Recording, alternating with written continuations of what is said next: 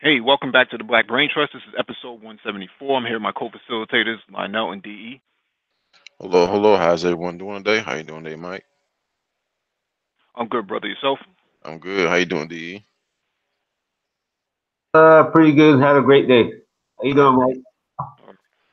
I'm hanging in there, brother. Good. All right. Um, for those of you coming in, hit the like button as you come in. Share the video if possible. And there's a document description beneath the video for you to follow along with. We will get started.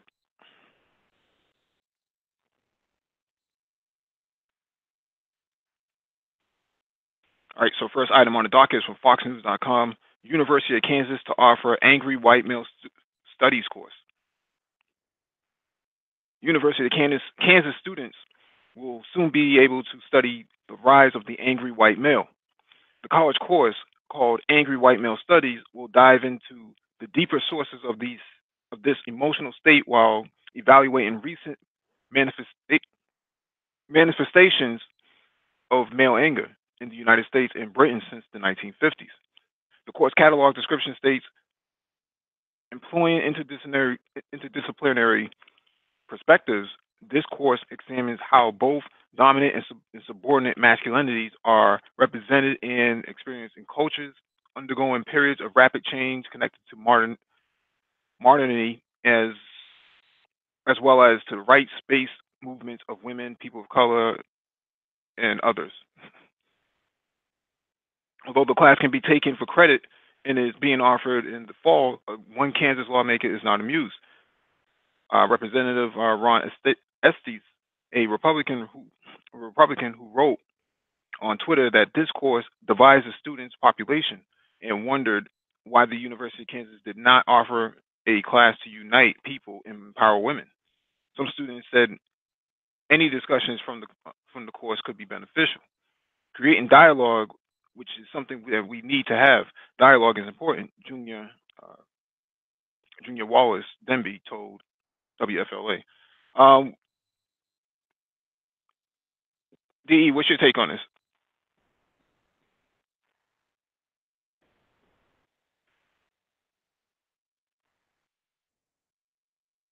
Okay. When I read that article, I just couldn't help myself but laugh, because even though it's so serious, because Mm-hmm. in America, and America has kind of led the world looking at the black man in America as the most violent.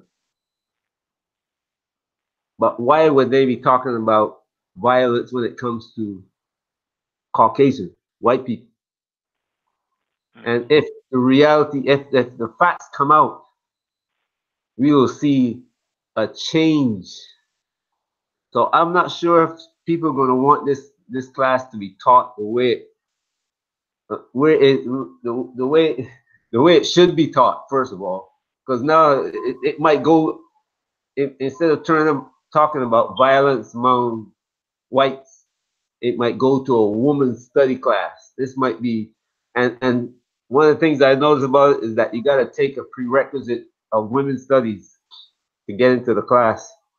so it Yeah, that's might start to be all about women. mm-hmm. That's interesting. I know you have anything to add to that? Yeah, that is an interesting point.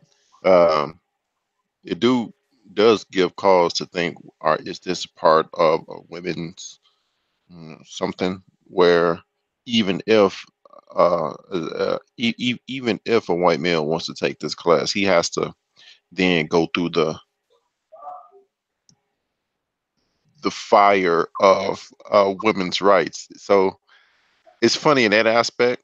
Um, as the anecdotal talk around, I'll say YouTube, the YouTube sphere is as white males lose their pole position on top of others in America, and so you say around the world, it will be a fight. It will be mm, they'll go down kicking and scratching. They want, they don't going, they will not go down without a fight. And that's obvious. You know, if you were in a privileged position and all of a sudden someone say you're not privileged anymore, you're gonna, you know, you're gonna say why. So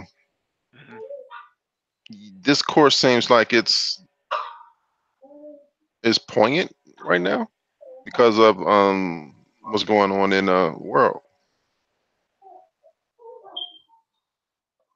Yeah, my take on this is that it's interesting that they're offended by this, but historically speaking, if you really look at American history, after slavery, if you just want to start from Reconstruction up until you know, let's say the Civil Rights Movement, the end of the Civil Rights Movement with Lyndon Baines Johnson, you see the characterizations that's being played out by white males. You know, the lynching of black men, um, the torturing of black men by white males, the amount of um, terrorist attacks, bombing of churches, burning of people's houses, Black Wall Street, the many Black Wall Streets that have been terrorized, and the occupation of Haiti, the occupation of Puerto Rico, and many Latin American states and Caribbean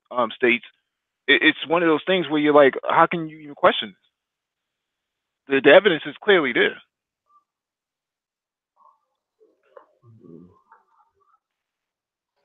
Now I wonder if they'll look at it in that light. You know, if they'll say, well, the reason this is because the past years and these are the things that happen, and now you're faced with, you know, looking in the mirror. I wonder if they'll come at it at that point of view, or come at it at another point of view.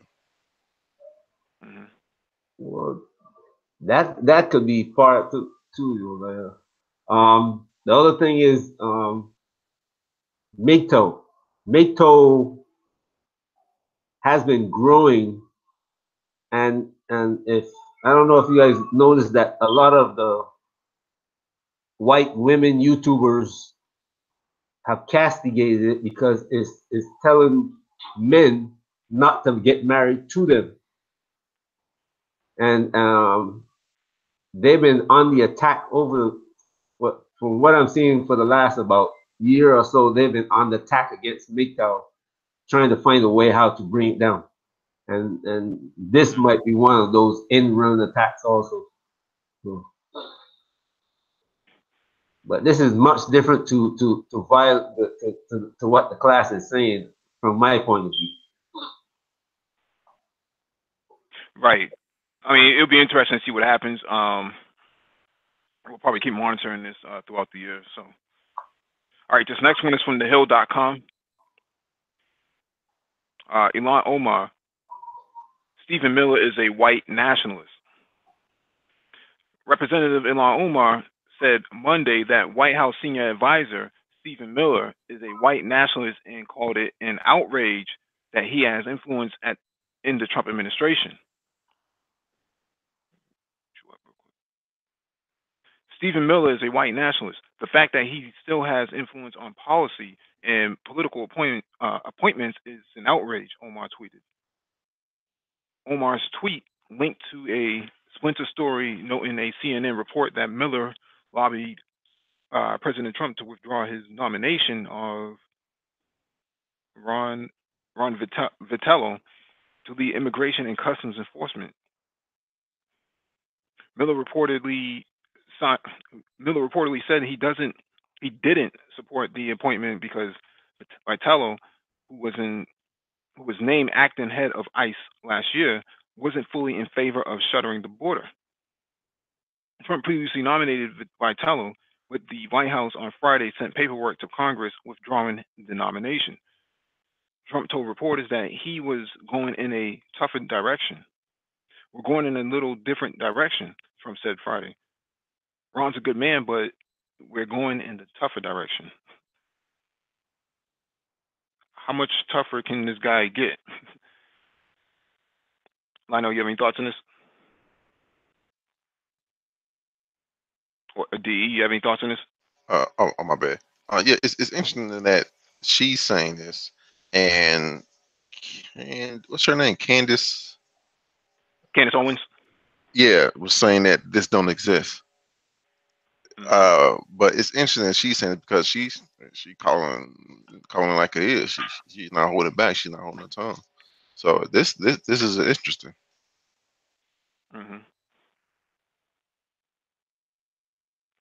DE, you have anything you want to add to that? Yeah, she's really on. She's talking about all the sacred cows. You know, that's something that when she went up against the Israelis, I thought somebody is going to hurt her. I did think somebody was going to hurt her, but so far they have managed to prevent it from happening. They arrested one guy just the other day who's threatened to kill her. But all those sacred cows that they had for years, she's attacking them one by one, and this one is like I've got a feeling Trump is going to become the second. He's going to get his second term, and he has I think he can see it now, and therefore the things that he was going to do later after 2020, he start to do right now. Right. Get it in play right now. While he still has a chance, because if chances were that he wasn't going to get back in, then you know, he has to do it before any sort of ballots take place.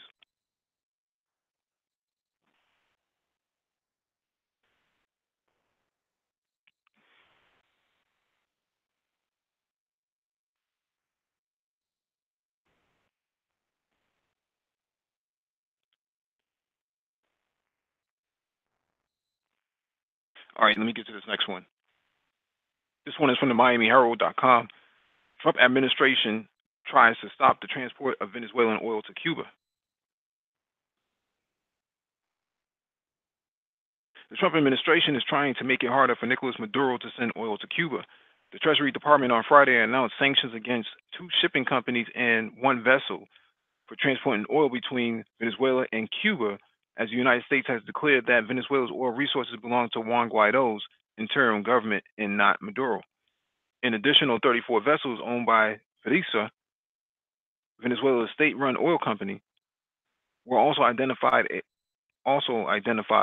as blocked property by the Treasury Department. The U.S. government and lawmakers have said that Venezuela sends oil to Cuba in exchange for security and intelligence services, using a lucrative natural resource to help Maduro maintain power instead of helping to alleviate Venezuela's humanitarian crisis.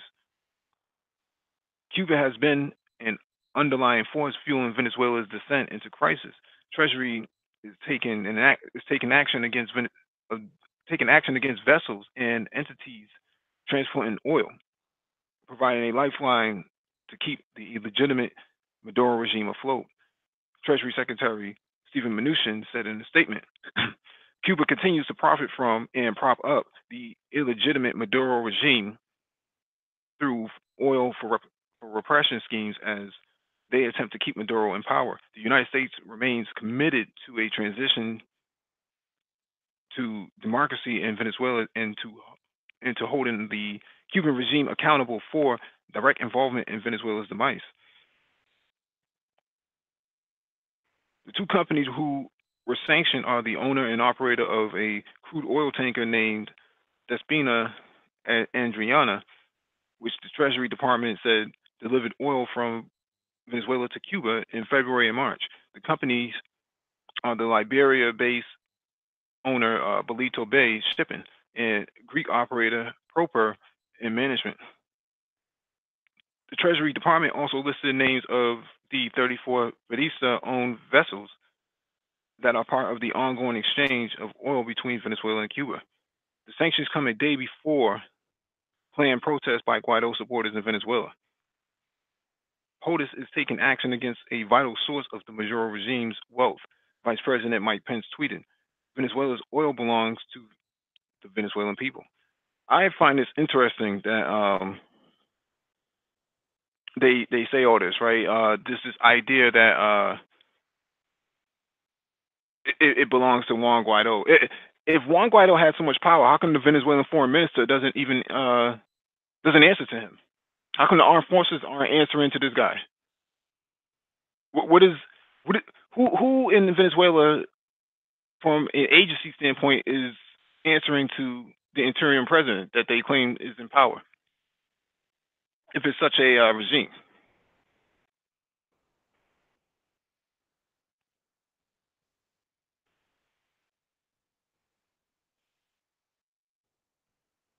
DE, you have anything you add to that? Well, they have to keep on pushing the narrative, you know. They have to keep it in the news in order to. The longer this thing goes on, the more the American people is going to learn about it. So they're trying to do their best to push it. That's what you would do as a government, trying to get your picture into the minds of everybody before the real picture comes out, and that's what they're doing. This. I know you have anything to add to that?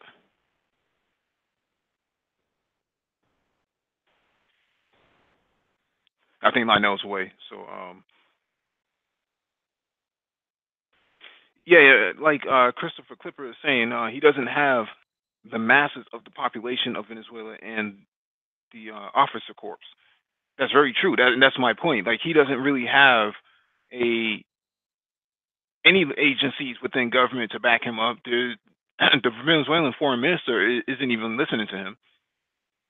It doesn't.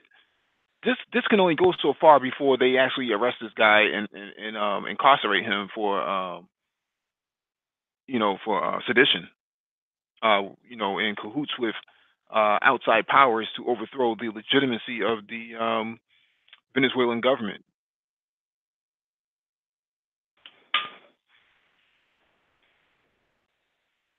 That's what they're trying to do. You know, that's why I think Maduro is trying to do. He's trying to gather all the evidence and let the people of Venezuela see this whole thing can be laid at Juan Guaido's feet. Mm-hmm. He is responsible for the suffering that's going on. He is in plotting with other people, and that's what Maduro is doing slowly. When he moved on his moved on his buddy and charged him with formulating a terrorist group, they knew that Guaido would have to start doing things himself directly instead of having somebody else to as the buddy on the side doing these things. So when Guaido steps out in the street now to start to do these things, then he's going to get arrested. Not before that. It's like Chinese won't arrest you for thinking something; they'll arrest you when you start acting. And I see China hand behind this whole thing.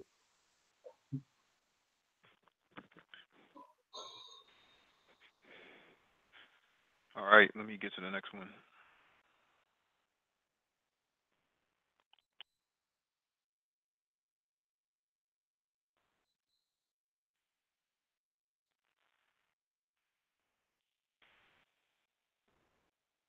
All right, this next one is from the timesofisrael.com. Venezuelan foreign minister visits Beirut, set to meet Hezbollah leader. Venezuelan foreign minister Jorge Ariza arrived in Beirut Wednesday for a series of meetings with Lebanese officials. Ariza met with Lebanon's President Michael Aoun and his counterpart Gibran Barcil. The envoy of embattled Venezuelan leader Nicolas Maduro is expected to also meet with Hezbollah leader Hassan Nasrallah and Lebanese Prime Minister Saeed Hariri before traveling onward to Syria, according to Beirut-based Naharian. Maduro's government has warm relations with Syria and its allies in Lebanon, though Beirut also enjoys ties ties and military aid from Washington. The U.S., Israel, and much of the West have backed Venezuelan opposition leader Juan Guaido, who has pushed for Maduro's ouster. Russia, a major backer of Syria, and China, which has invested heavily in Venezuela's oil industry, both back Maduro. Last weekend, a Russian aircraft carrying military officials and equipment arrived in Caracas and is believed to have flown via Syria, according to Flight Radar 24, a flight tracking site. Russian officials have scoffed at U.S. demands to withdraw military personnel, saying their presence in Venezuela is fully legitimate. In December, Russia sent 2 Tu-160 strategic bombers to Venezuela for several days in a demonstration of support for Maduro, who has rejected demands from the United States and dozens of other countries that he resigned. This is really interesting because in order to meet the Hezbollah leader Hassan Nasrallah, you have to be pretty high up in command to actually get to this guy, because nobody really knows where he is. Usually when he comes out, he's only on a live stream. No one really knows where he is because they keep his whereabouts secret so that Israel can't attack him. They can't drone him, so to speak. So no one really knows where he is. But the fact that supposedly he's in Lebanon because the Venezuelan foreign minister is going in to actually meet him, that's a pretty strong signal that there's some diplomatic ties between Venezuela and Lebanon in that regard. What's your take on this, D? Yeah, it's Venezuela has to reach out to people who have been through this whole what they are experiencing now. They have to reach out to people who experienced it before and learn what they have done to kind of mitigate what's been being done to them. So I'm not surprised that they reached out to Hezbollah, because Hezbollah is one of the strongest organizations. They keep growing even though everybody, I mean, Israel and all its allies have been trying to strangle Hezbollah for many, many years. And they're still trying to do it. But it doesn't seem to be working. And with the US economic situation now is getting the circumstances, well, the situation is growing more kind of like untenable. You know, it looks like they might not be able to do it with Europe falling into economic ruin and the US falling into economic ruin. This is going to be a difficult thing to do. So if they reach out to Hezbollah and they learn all the tactics that they can, even if they have to go to a guerrilla war, it's not going to end well. Right. If my understanding is that Hezbollah is already in Venezuela. They've been there for quite some time. Yeah, my two cents on this is this the move. If you know what America's trying to do, if you know what America's trying to do, and you know that they're doing it currently or on a decline from doing it in another part of the world, then go meet those people who seemingly had success fighting those tactics. So you can learn those tactics, bring it back, so you can have a fighting chance of survival. This is the move. This is a logical move. Mm-hmm. It's a strong move because Venezuela can actually supply oil to. They could actually supply oil to Lebanon in exchange for other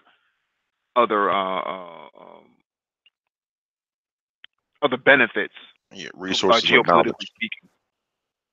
Yeah, now that is a. Well, not just. Oh, go ahead. Well, Lebanon is a financial services capital in the Middle East. They and Bahrain actually do a lot of financial services. So there'll be ways of how to manipulate the system, so to speak, by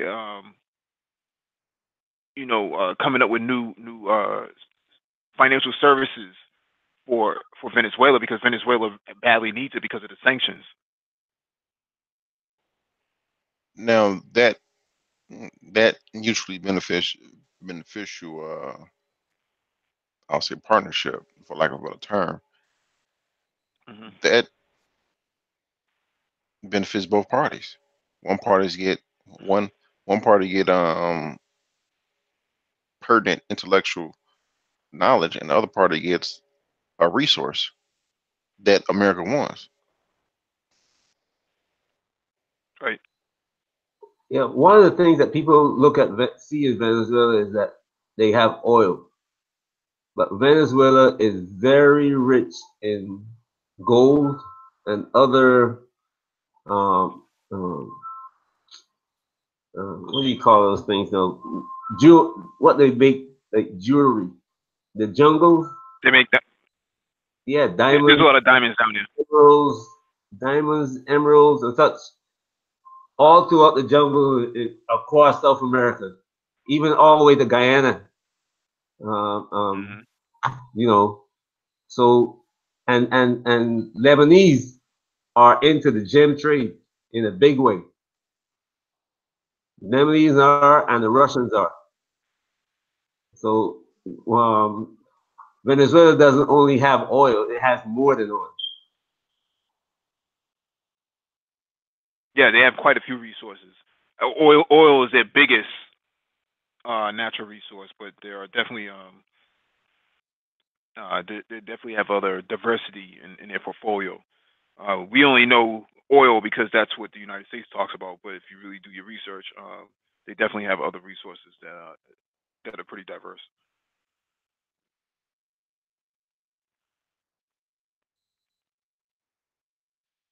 All right, let me get to this next one.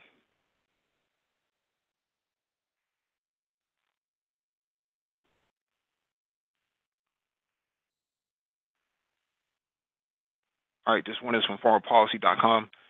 While you weren't looking, General Haftar has been taken over Libya. In Libya, since the fall of Muammar al-Gaddafi, years often pass without much change as political deadlock continues and economic decays. And the economy decays. Then a moment of optimism triggers a chain reaction. One such chain reaction has taken place this year, begun by Field Marshal Khalifa Haftar, military advance into southern Libya and seizure of key oil fields. This step seems likely to result in the fulfillment of the warlord's long-held and increasingly internationally supported desire to control all of Libya. But before jumping on Haftar's bandwagon, international players should recognize that this advance is more likely to result in renewed violence than a long sought opportunity to stabilize a country under one government. After Haftar reemerged from his long-term exile in suburban Virginia, political competition between Islamists, Gaddafi loyalists, technocrats, ex-regime associates, and those persecuted by the regime, combined with a patchwork of local conflicts and the rise of jihadi groups to spark a second civil war in 2014. This dynamic caused the politicians to be eclipsed by their armed counterparts, notably by Haftar himself, as his military cooperation left militarized administrations in its wake across eastern Libya. 5 years on, the country remains torn between United Nations-backed government of national accord based in Tripoli and headed by Prime Minister Fayez al-Sarraj in the Haftar-backed administration in eastern Libya. The international community has largely stood by, detached from the reality on the ground, and trying to create political unity among increasingly marginalized politicians. So, this guy was down with Gaddafi, during the early 1970s, and then he left in the 80s. and jumped ship and went to CIA. Well, he's in CIA custody for whatever reason. And then, come 2011, he shows up on the scene just randomly right before Gaddafi dies, and he tries to take over. My thing about this is that, yeah, he has a lot of military power because he has a lot of backing. He was able to organize and negotiate. But what happens when Gaddafi's son wants to run for office? I mean, he's alive and he's out of jail. So what are you going to do with this guy? I don't know too much about this particular subject. I'm just listening on this one, pass on this one. All right.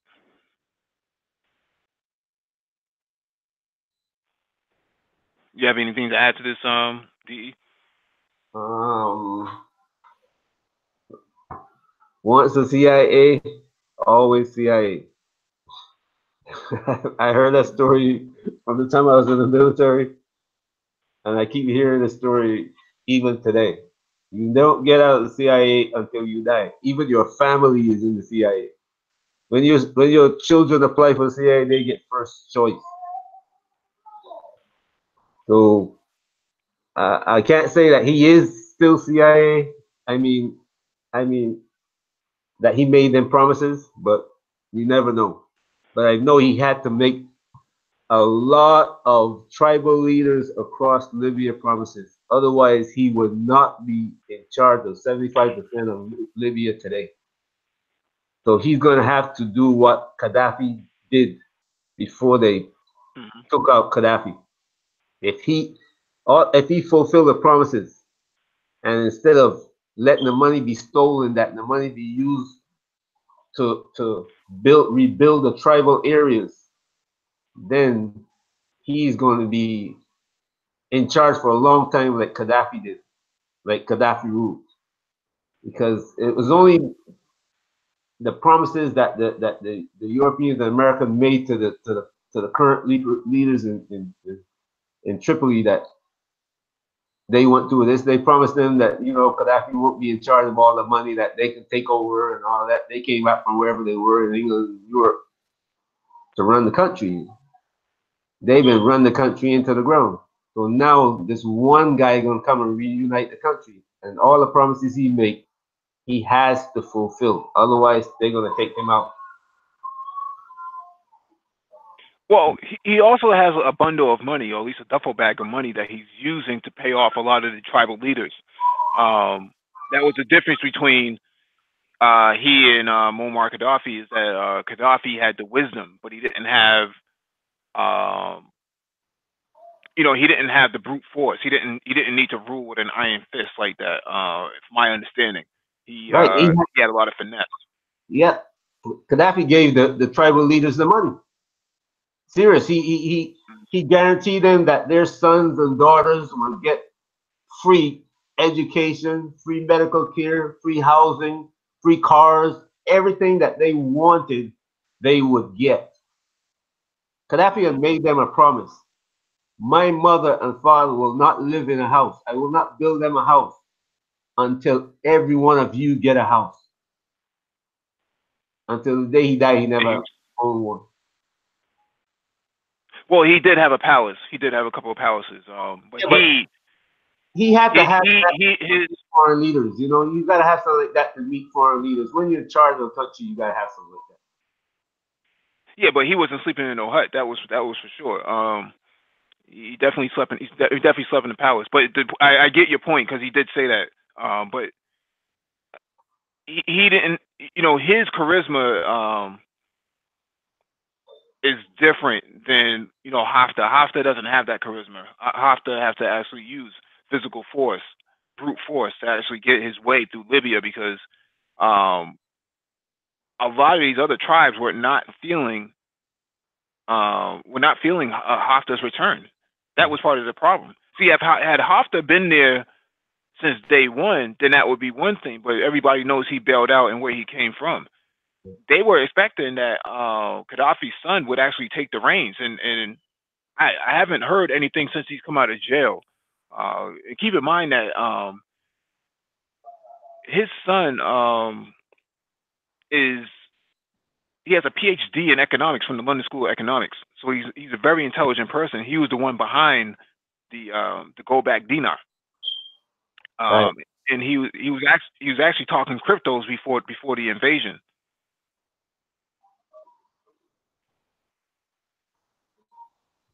You're correct. Yes. Yeah. They had a lot of technocrats in their cabinet, which is probably why they were able to find water in the desert with with the Chinese and Right. build up their military the way that it was, because their military is what kept Boko Haram and Al Shabaab and those other terrorist groups out of Central Africa. Because prior to that, they were nowhere to be found. I mean, you had Joseph Kony, but they didn't threaten the backyard of Gaddafi, Libya, for that matter. So he kind of kept that region pretty safe with his his military and military intelligence. He kept them from invading. Let me get to this next article. All right, next one is from Task and Purpose. U.S. troops temporarily leave Libya as security deteriorates. We were just talking about Libya.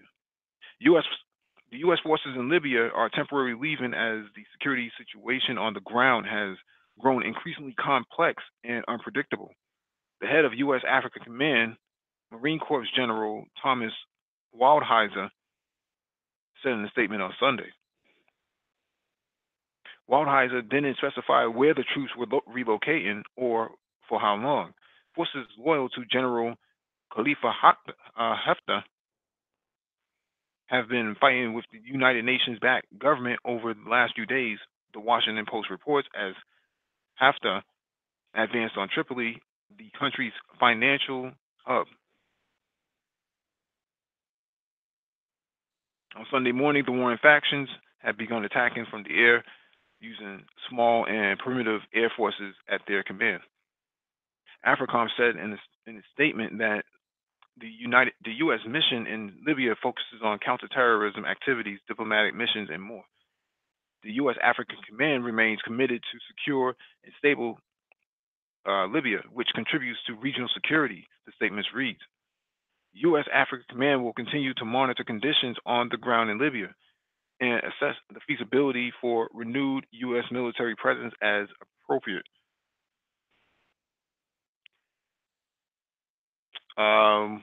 DE, U.S. military getting out.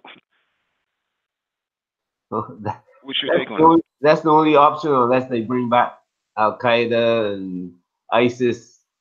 Unless they start paying these guys again, that's the only option they have right now. Because the Europeans are not going to go back into Libya. Mm-hmm.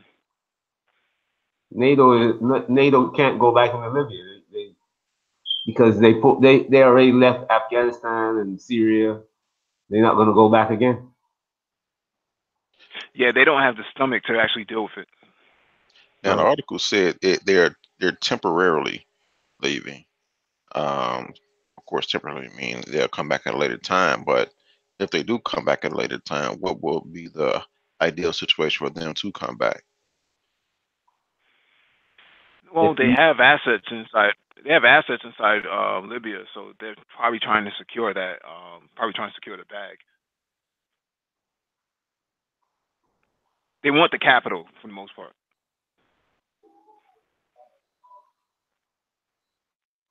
Remember that there was a movie called 13 Hours. Yeah, I remember that. I remember that. Yeah, Christopher Stevens was left abandoned in Benghazi. So that's what that's the job that Hillary Clinton did. She got in there to help the French, and then the French left her holding the bag. Mm-hmm. So yeah, I mean they. DE, you're gonna have to mute.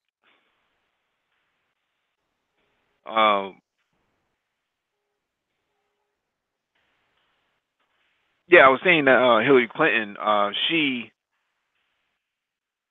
she was working on behalf of other Arab states not other Arab states, but the uh, Sarkozy at the time to take down Gaddafi because um,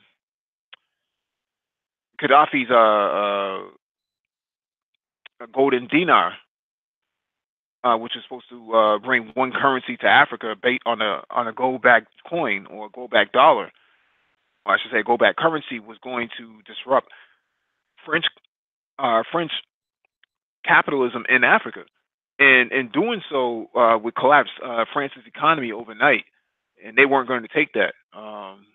At least not while he was in charge. So gold-back currency for Africa, and then his military might was enough to actually challenge NATO, which is what they were really, really afraid about. If you do your if you do a YouTube search, you'll see that several times he's taken on U.S. Navy in dogfights over the Mediterranean. Uh, Not that he was very successful, but he was actually posing a threat to them. This happened under the Reagan administration, and it also happened. Um, during the Bush administration as well. So, all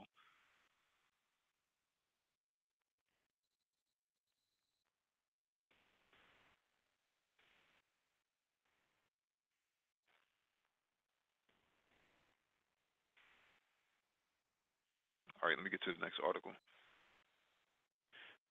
All right, this next article is from AlJazeera.com.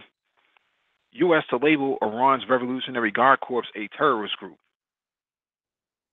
The United States is expected to designate Iran's elite Revolutionary Guards Corps a terrorist organization, the Wall Street Journal reported, cited unnamed officials. The move would mark the first time Washington formally labels another country's military a terrorist group. The decision, which critics warn exposes U.S. military and intelligence officials to similar actions by unfriendly governments abroad, is expected to announce by the U.S. State Department as early as Monday, the officials told Wall Street Journal. The change of designation has been rumored for years. The Pentagon declined to comment and referred queries to the State Department. The State Department and White House also declined to comment. Interesting. The Iranian mission to the United Nations did not immediately respond to a request for comment. U.S. Secretary of State Mike Pompeo, a strident Iran critic, has advocated for the change in U.S. policy as part of the Trump administration's tough posture towards Tehran. The announcement would come before the anniversary of President Trump's decision to pull out of a 2015 nuclear deal with Tehran and to reimpose sanctions that had crippled Iran's economy. The U.S. has already blacklisted dozens of entities and people for their affiliations with the IRGC, but the organization as a whole is not. The latest sanctions were imposed in March on a network of companies and individuals said to be transferring billions of dollars and euros to IRGC. In 2007, the U.S. Treasury designated IRGC's Quds Forces, the unit in charge of operations abroad, for its support of terrorism, and described it as Iran's primary arm for executing its policy of supporting terrorist and insurgents groups. Now, this is very interesting because if you're going to put sanctions on people who join the military and people whose families who are part of either currently or formerly served in the military, that can open up a whole lot of other ethical issues, geopolitically speaking, because you're punishing people for having blood relations with another person who was in the military legally under international law, that they have a right to defend themselves. Do you have anything you want to add to that?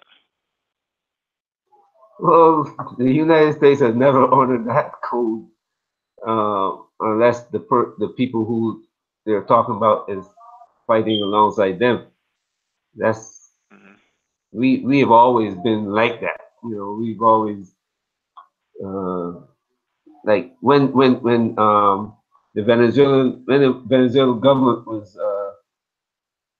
in I would say what before Chavez took over, when the Venezuelan government were doing what the United States wanted them to do, there was no problem with the military. Now Maduro's in, the military is following Maduro, and the U.S. is saying that the military is also doing these bad things to the Venezuelan people. So the U.S. has always gone with that line, so it has to stay with that line. If it changes, then a lot of countries that um, are with the U.S. are going to wonder what's happening. You got the Brazilians who is following the U.S. line. What is Brazil going to do? You know, what is Colombia going to do? Those people are going to say, "Well, we are next." Well, DE, you're gonna have to mute up, brother, please. Oh yeah, Mike, I agree with you. Every country, there's a every country has a warrior class, people that will fight to defend that country, and the country that they live in just happen to be the country that they'll fight to defend. Every country has this, and to have the U.S. say, "Well, that's a terrorist group," they can go both ways, because that warrior spirit is within the people before the country is established. It's that's just a human trait. And to say, It's also an. huh? Go ahead. Go right And, ahead. and to say that is the accumulation of those people to defend that country that they live in, that's a terrorist group. It works both ways, because people can say, well, a lot of countries have well above the right to say, U.S., your military is a terrorist organization. We didn't ask you to come over here. Right, they could easily say that about anybody who was involved in the shooting down of a Iranian jetliner. You know, the military, the Navy, who shot down that jetliner with all those civilians on there. They didn't even pay reparations to those people. Um,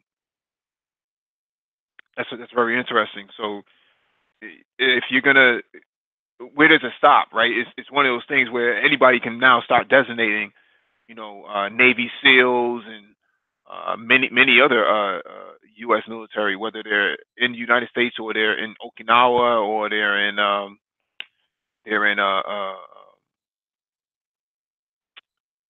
Qatar, for that matter. With the Sixth Fleet or the Fifth Fleet. So there's a lot of areas that this can be taken into consideration. I mean, Russia could actually do this to the United States, because of a lot of their these soldiers on their borders from NATO. Russia could stop putting in sanctions against people inside NATO. Right, and it can easily go both ways. So, but of course, it's not so easy. It's going to go both ways, and obviously, we know America naming, putting the title of a terrorist organization is for them to have people to agree with America's view on labeling a terrorist organization, or to weaken their defensive forces in order to go in and cause damage. Mm-hmm. Well, one of the things the United States have also, we got to do this because um, if you see, at one time we were fighting in Iraq and Afghanistan, and the U.S. has always prided themselves on being able to fight on two fronts, two wars or two and a half wars, as we used to call it. And while they're fighting in Afghan and Iraq, they can still defend the Philippines. Now they find themselves in a position where they can't fight those three wars at the same time. So you have to find ways of fighting a war without You still gotta try to cause casualties on the other side, but you can't drop bombs on them. Israel can't attack Iran directly. Saudi Arabia cannot attack Iran directly. If they drop one bomb on, it would be different you have bombs going off in the streets of Tel Aviv and Jerusalem by the minute. So Israel can't do this thing, directly, and Saudi Arabia can't do it directly. So they have to kind of proxy these things out and fight the war the way they can. But this is a war that they're fighting. They're fighting against the part of the army that protects Iran. It's because of these same guys that they're putting sanctions against that Iran is safe from attack. Right. Right, and this is all Israel's bidding. There's this idea that somehow, some way, so everyone else is going to fight on Israel's behalf as a part of their foreign policy. That's not going to happen. A lot of these guys don't want to drive their tanks or their vehicles through the mountainous terrain inside western part of Iran, because a lot of that stuff is mountainous. You can't really get in there. That was Saddam's downfall in the war, the 8-year war between Iraq and Iran. He couldn't get in. There was no way for him. He could only rain a lot of missiles on top of, or a lot of missiles on top of Iran, and a lot of chemical weapons, but he couldn't actually hold the territory. It was impossible. Even the British, going back into the early 1900s or even the 1800s for that matter, could not hold Persia. It was impossible. They could only take certain pieces, but they couldn't hold the entire country to itself. So,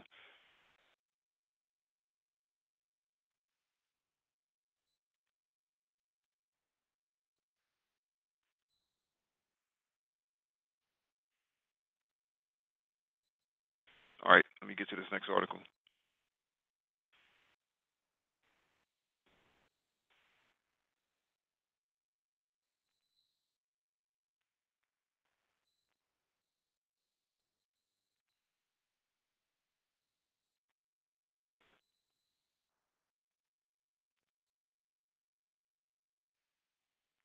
All right, this one is from CNN.com. Duterte threatens suicide mission if Beijing oversteps in South China Sea. Philippine President Rodrigo Duterte has threatened to send his troops on a suicide mission if Beijing doesn't lay off a Manila-occupied island in the South China Sea. Duterte's speech at a rally in the city of Puerto Princesa in Palawan came days after the Philippine government claimed as many as 275 Chinese boats and ships had been spotted in recent months around Manila's Titu Island in the Spratly Island chain. Let us be friends, but do not touch Pagasa Island and the rest, Duterte said, according to CNN Philippines. Using Philippine word Pagasa for Titu. If you make moves there, that's a different story. I will tell my soldiers prepare for a suicide mission. Duterte said his words were not a warning, but rather advice to my friends. I will not plead or beg, but I'm just telling you that lay off Pagasa because I have soldiers there. CNN had reached out to the Philippines government for further comment. A small Philippines military garrison, as well as about 100 civilians on base, are based on Titu, which lies about 500 kilometers from Palawan, one of the islands that make up the Philippines. This is a map of the island.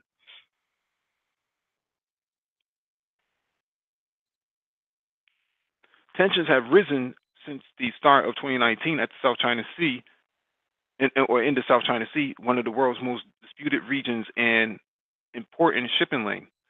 The Philippines and China each claim overlapping areas of the vast sea, along with multiple other countries, including Vietnam, Malaysia, and Brunei. The area where Titu is located is also claimed by China as part of its territory. The latest arrival of Chinese vessels around Titu Island has provoked a stern response from Manila. I didn't think that this was even going down like that. I thought that Duterte and China was friends. Yeah, I did What do too, you think because about this? we read an article. Didn't we go over an article before that they were hashing things out? He stood in front of Xi Jinping at a conference and said, "I denounce my relationship with the United States." Yeah, so I thought they were hashing that out, but apparently not. Um, he's threatened suicide missions, kamikaze missions, that they'll defend their territory, because, like we mentioned earlier in previous shows, there's a lot of natural resources, metric tons of natural resources in the South China Sea, under the surface of the South China Sea.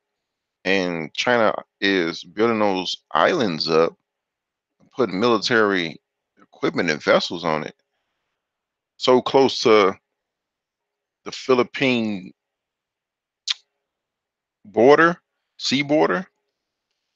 Yeah, I quite understand what he's saying, and I understand that you have this superpower. China is a superpower at this time, encroaching on your territory. So he has to do something, or say something as we see.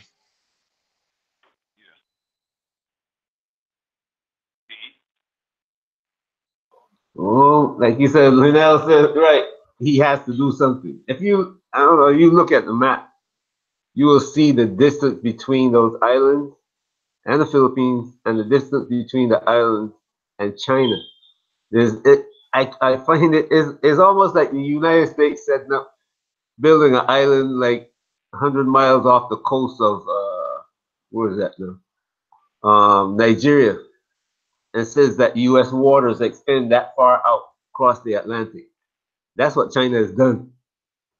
But in the case when Duterte came into office, I don't think the Philippines were not in a position really to fight a war against China. Even though the U.S. was urging them to act forcefully, they were Duterte didn't really know what his capabilities were. But I don't think China would want to be in a war with the Philippines. The Philippine soldiers are not pushovers. I'm serious. It's like the Chinese and the Vietnamese. To fight for the Chinese to fight against the Vietnamese, they will come out losers. The same thing will happen with the Philippine army. Chinese will have a larger army, but the capabilities of the Philippine armed forces is they're pretty good.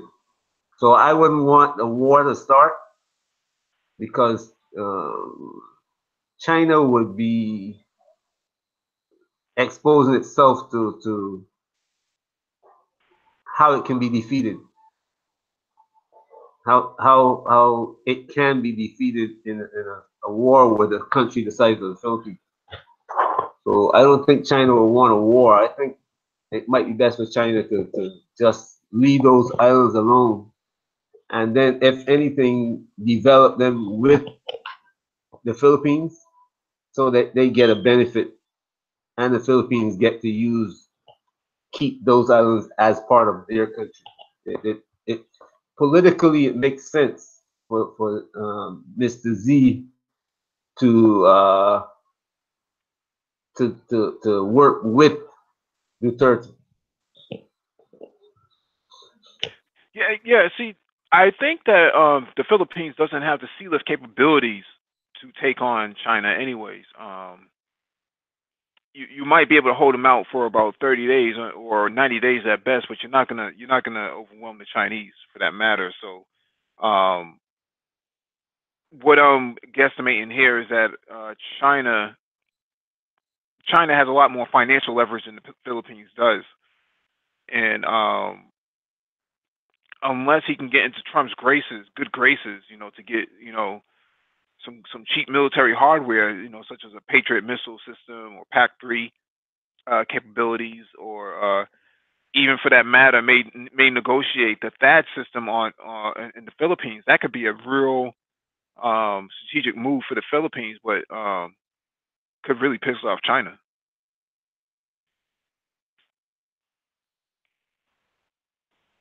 Well, even if you piss off China in the case of the Philippines, it's not like Taiwan, you know.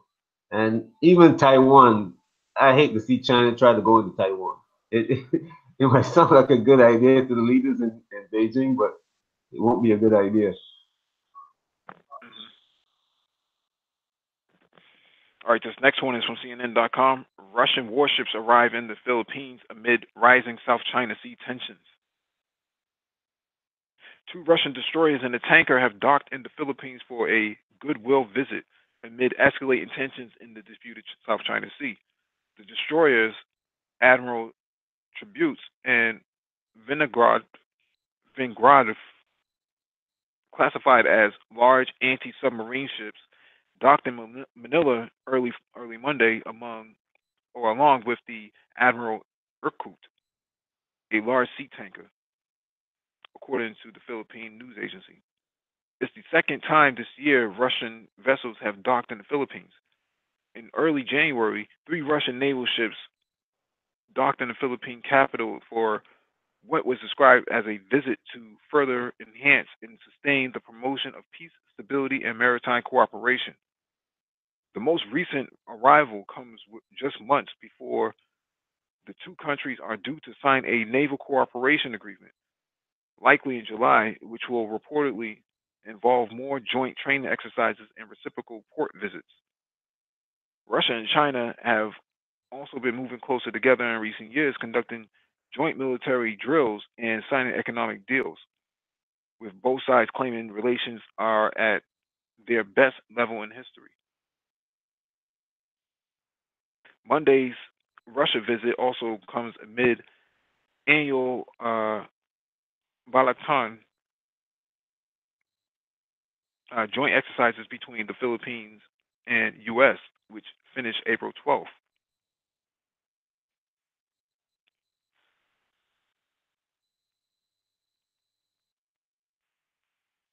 So Russia is a strategic player. I mean, Putin did tell Duterte that anything that you want, um, you can have, including nuclear weapons. So, or at least nuclear technology, I should say. Nuclear technology is what he told him. But basically, um,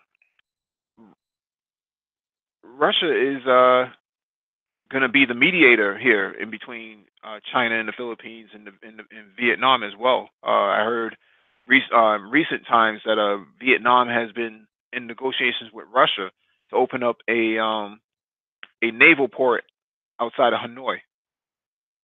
So, But that's a okay now. That is a strategic move by Putin and Russia and Kremlin because they have partnership with China and they have partnerships with the Philippines and um, I was about to say Venezuela, Vietnam.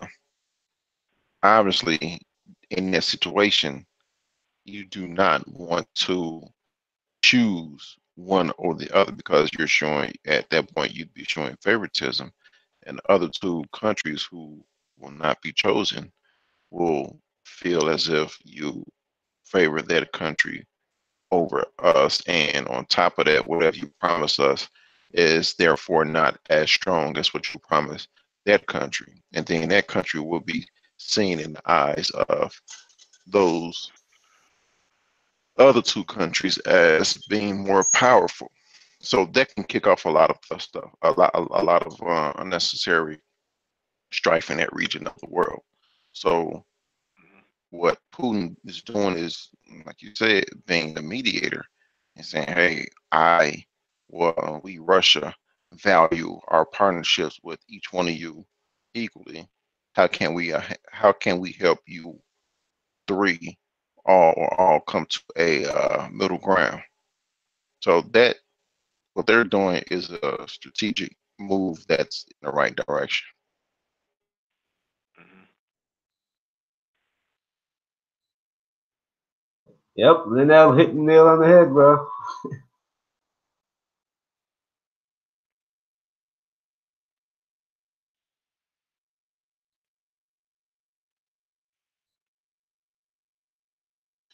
Well, thank you. I appreciate it. Thank you.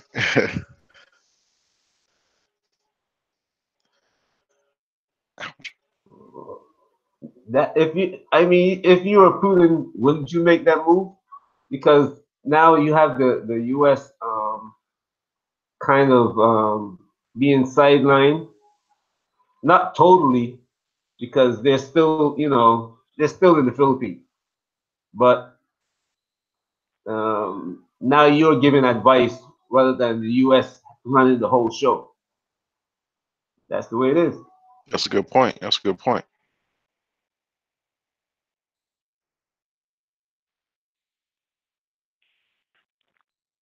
All right, this next one is from the Daily Sabah.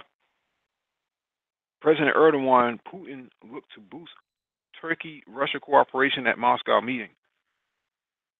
President Recep Tayyip Erdogan arrived in Moscow on Monday for his third meeting this year with Russian counterpart Vladimir Putin for the opening ceremony of the Turkey-Russia cross-cultural year.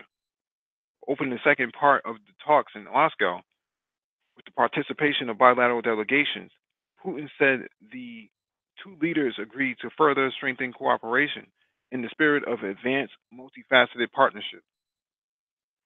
I propose that we discuss specific areas of cooperation, the implementation of the most important joint projects, and outline guidelines for further expansion of mutually beneficial ties in the same business-like and constructive manner with the participation of governments, Putin said. Putin stressed that there was serious preparation for today's meeting of the Turkish-Russian High-Level Cooperation Council. Many contacts took place at all levels, and the heads of key ministries and departments compared the positions of the two countries within the framework of the special mechanism of political, economic, and cultural interaction under the Council, he said. The situation in Syria holds a particular place in the bilateral talks, he said. I would like to note that Russia and Turkey, as guarantors of the Astana process, continue to make vigorous efforts for the long-term normalization of the situation in this country.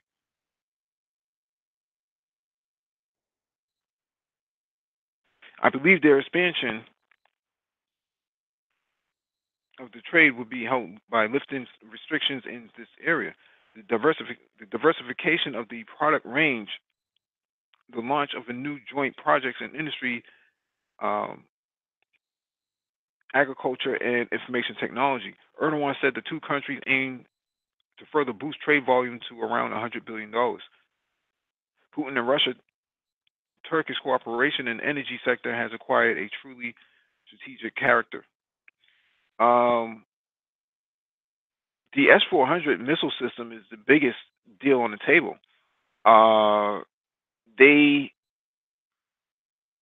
being Putin and Erdogan, have defied everything that Washington has thrown at them in terms of threatening, the F-35. They won't get parts of the F-35. They won't get any support. There will be consequences. There'll be sanctions. There'll be this. There'll be that. And yet they still go ahead with the S-400 missile system. And the thing is, Turkey's not at war with anybody currently. So it's not like Turkey is under threat from, let's say, Israel. Like Israel is not bombing Turkey, at least not yet. They have bombed, Idlib somehow, some way. They were, Israel has been able to creep their way into northern Syria underneath all radars for whatever reason. But Turkey is not at war with anybody, so even buying a missile complex like this is kind of strange, because if you're not at war with anybody, you must be preparing for something.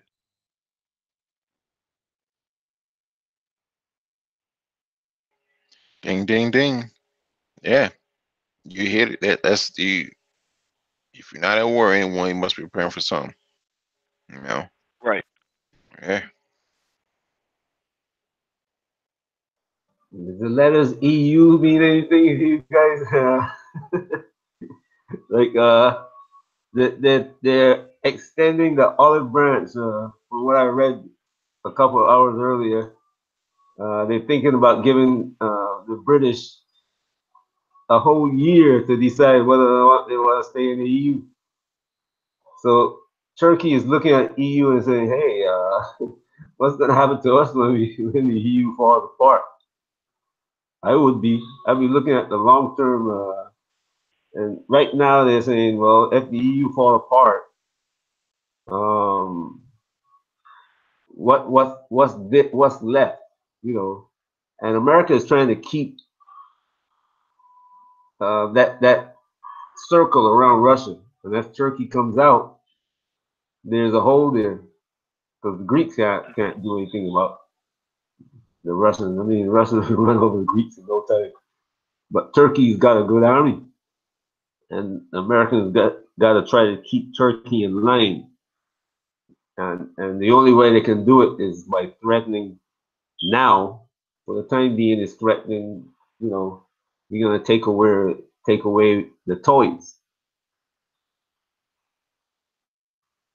Well, they also America also needs access to the Black Sea. You know, they NATO still needs access to Bulgaria and those areas, all those Romania and those new NATO states. So if they were to lose Turkey and Turkey was to cut off those ports, you know, they would be screwed.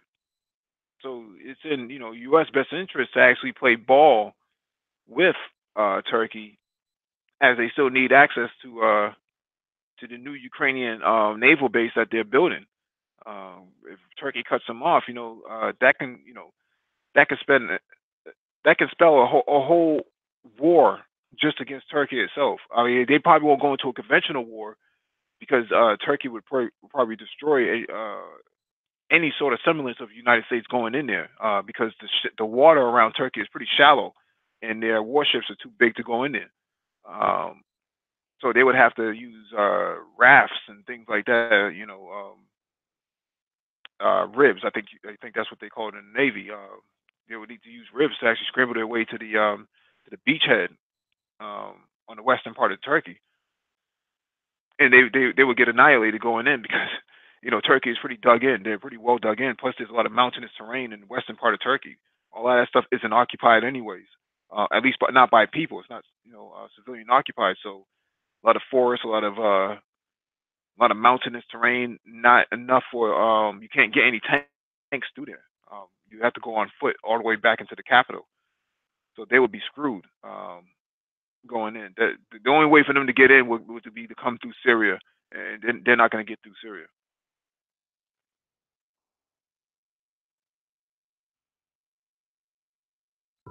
Turkey right now is playing both sides, or attempting to play both sides and be patient until somebody raise the flag, the white flag. Whoever side is, you know what, we're gonna give up. We're gonna let the thing stand as it is. And it looks like the EU, they're going to fall flat. So Turkey's going to end up on the Russian side. Hey, Lionel, can you send the link to Zoe? I don't have his email. Sure will. Right on it. Give me a couple seconds. You have in a couple seconds.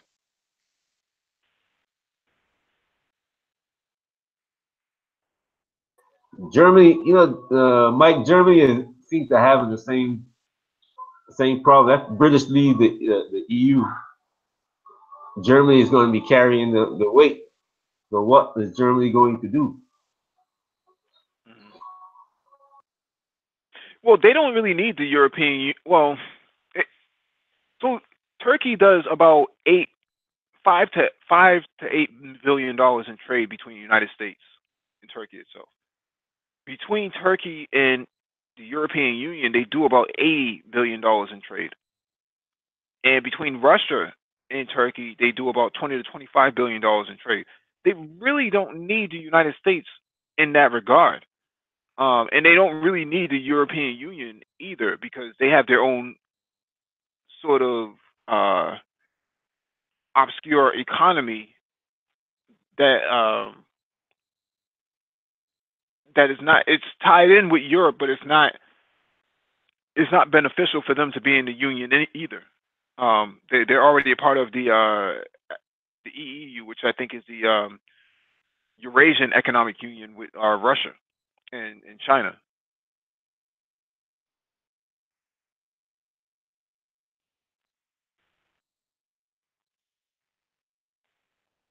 All right, let me go to this next one from foreignaffairs.com.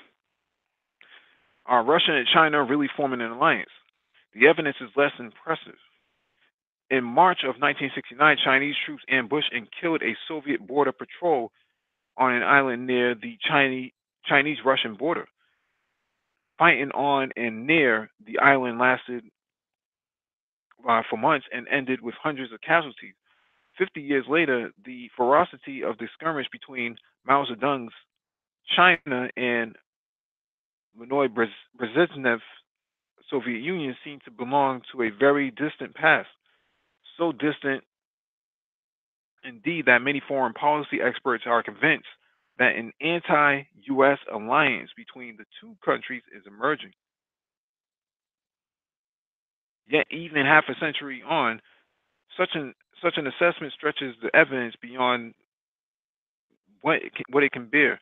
On closer inspection, Chinese-Russian economic, foreign policy, and military cooperation is less than impressive. The history of relations between the two countries is fraught, and they play vastly different roles in the world economy, making a divergence in their objectives all but unavoidable. In short, reports of a Russian-Chinese alliance has been greatly exaggerated. The economic relations between Russia and China are rapidly expanding, and some experts have cited that these ties are as evidence of growing closeness between the two countries. Indeed, just last year, bilateral trade increased by at least 15% compared to 2017 and reached a record $100 billion. Yet asymmetries in the scale and structure of bilateral commerce suggest caution. Although China is Russia's second largest trading partner after the EU, and Russia's largest individual partner in both exports and imports, for China, the Russian market is at best second rate. Russia ranks 10th in Chinese exports and does not make it into the top 10 either imports or total trade. The structure of the trade is similarly skewed. More than three-quarters of Russia's exports to China are raw materials, specifically crude oil, wood, and coal. China's sales to Russia are 45% consumer goods and 38% electronics and machinery. The completion this year of the Power of Siberia natural gas pipeline will further widen the disparity by facilitating the export of $400 billion worth of Russian raw materials to China over the next 30 years. The nature of this exchange corresponds quite closely to Karl Marx's and Vladimir Lenin's description of a colonial trade, in which one country becomes a raw material appendage of another. It is rare for metropolis metropoles to ally themselves with their colonies. Russia's and China's efforts are at joint. Russia's and China's efforts at joint economic development and investment do not look like cooperation between two eager allies. Even after Moscow's so-called pivot to the east, spurred by post-Crimea sanctions from 2014 through 2018, China directly invested no more than $24 billion into northern neighbors' economy. During the same period, China invested $148 billion in sub-Saharan Africa, including $31 billion in Nigeria alone and $88 billion in South America, including $34 billion just in Brazil. Or consider the program of cooperation in the regions of Far East Russia, Russian Eastern Siberia, and Chinese Northeast in 2009 to 2018, signed in 2009 by Chinese President Hu Jintao and Russian President Dmitry Medvedev The initiative included 91 joint venture or joint investment projects.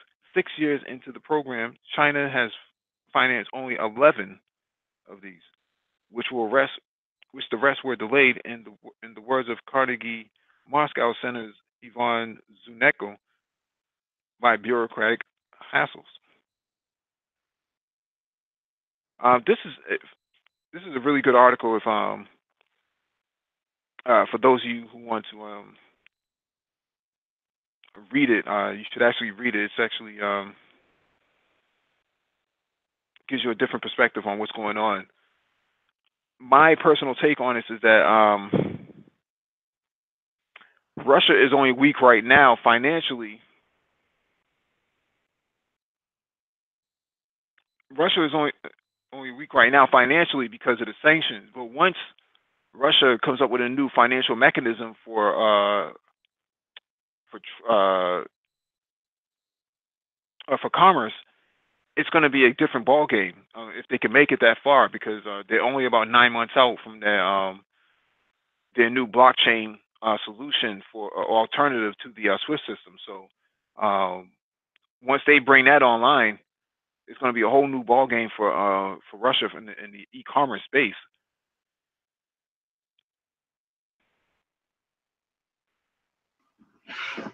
Yeah, exactly.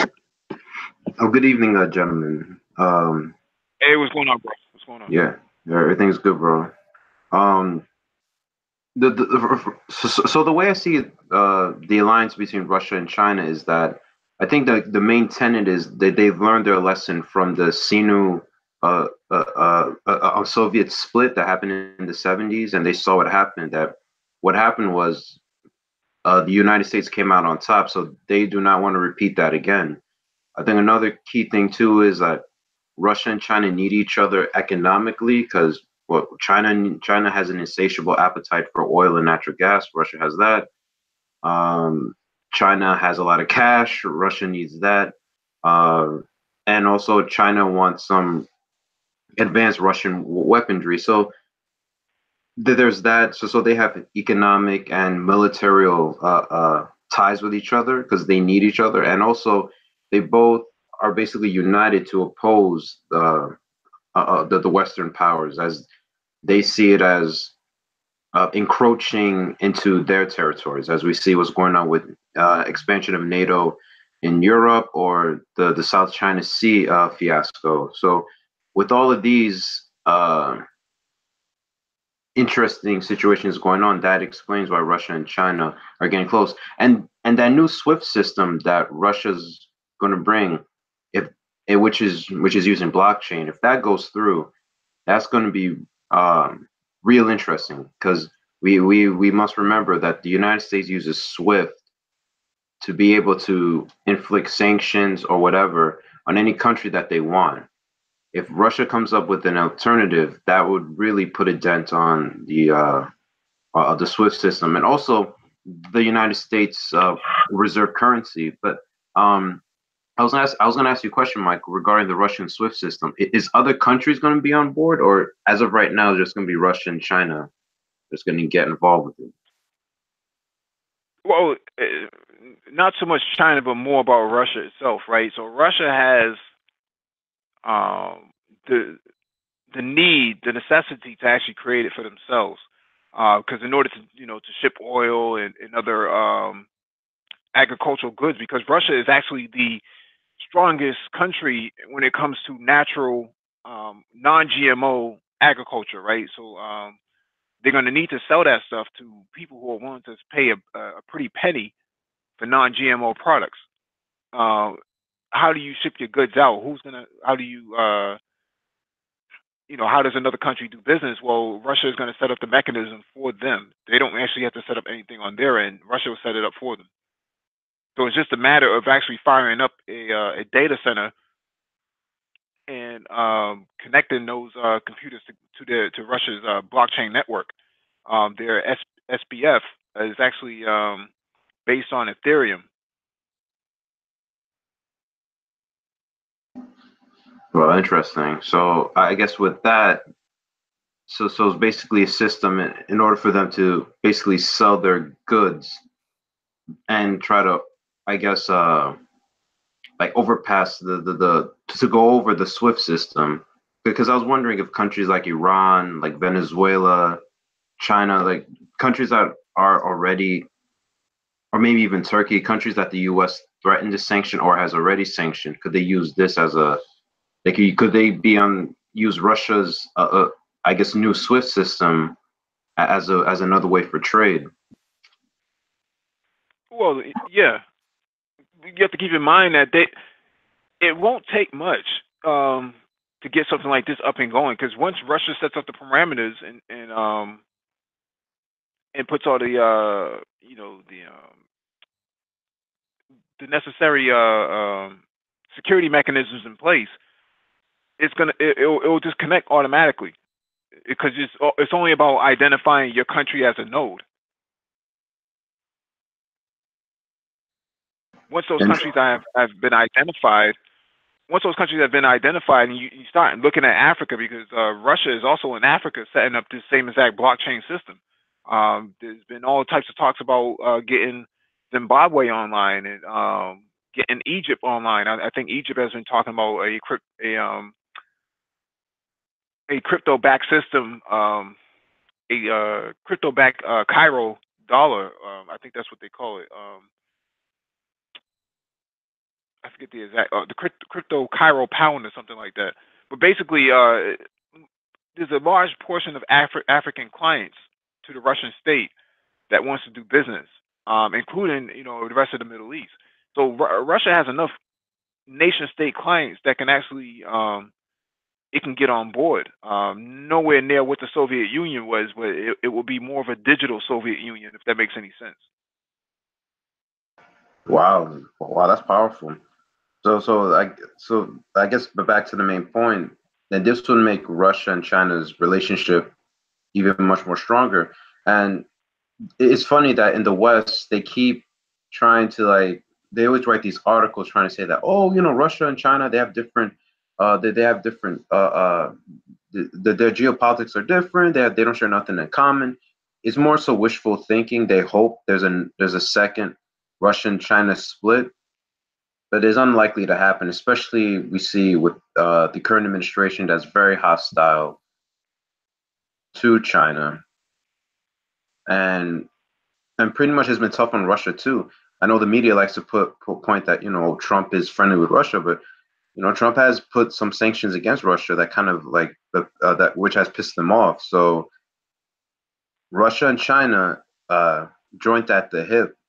I wouldn't say joint at the hip, but as allies is basically the United States' worst nightmare, because these are two superpowers that really can overmatch the United States. Because the European Union is pathetically weak. I mean, let's just be real. We don't know if it's going to last the next 5 years, because with the European debt crisis that never ends.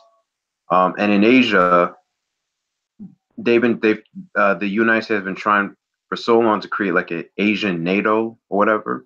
So I guess that's why they're probably going with that strategy that you always talk about, was try to get as much people into NATO as a way to just confront Russia and China.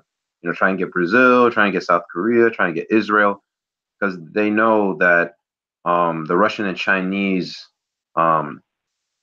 alliance seems more attractive to other countries such as Turkey, Iran, Pakistan, or what have you, and that would put the Western dominance in a severe decline, which is already declining. So,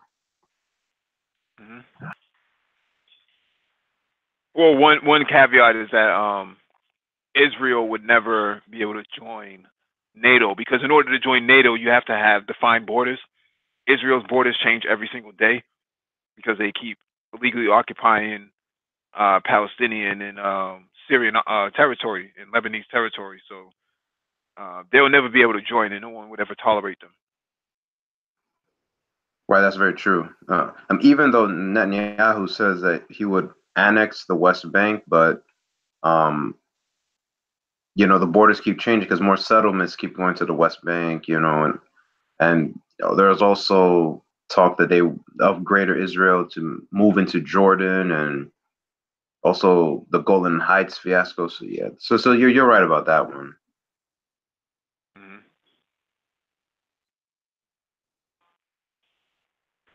All right, let me get to this next article.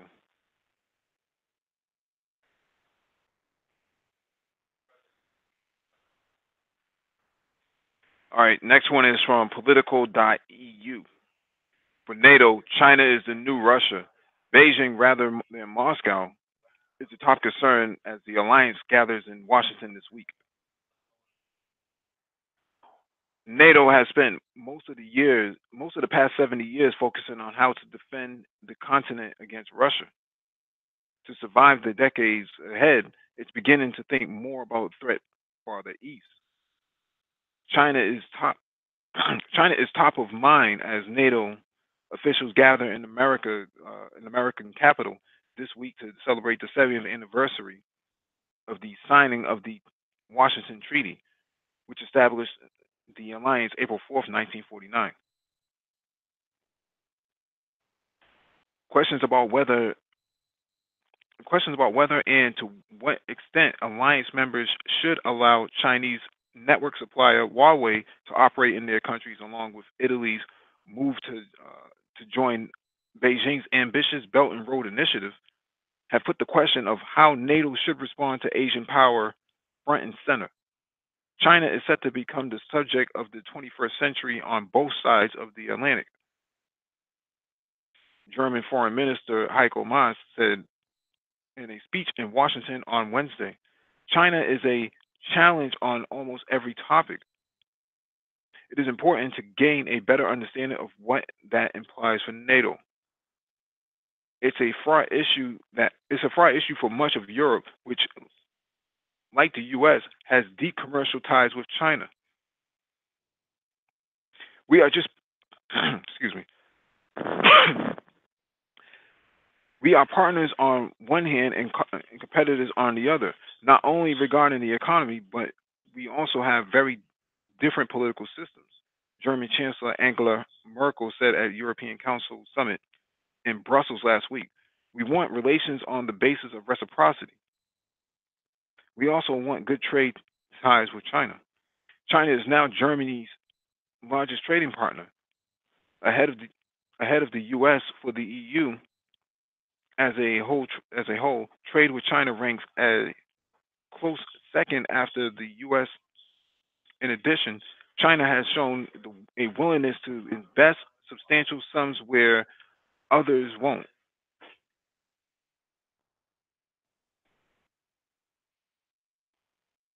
In sorely needed infrastructure projects in countries such as Greece, Hungary, and Italy.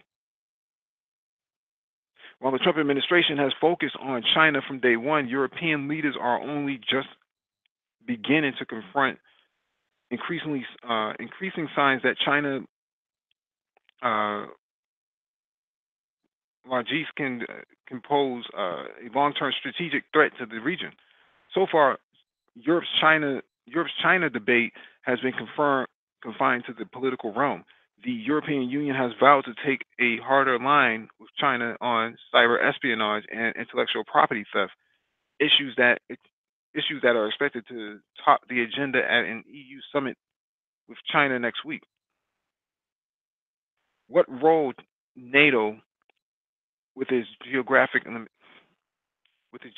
limitations, should play in the West effort to protect against China isn't clear. Nonetheless, there's a growing conviction among security officials on both sides of the Atlantic that at a time of increased tensions in the alliance over the burden sharing, China's policy is an area of common interest between the US and its European partners.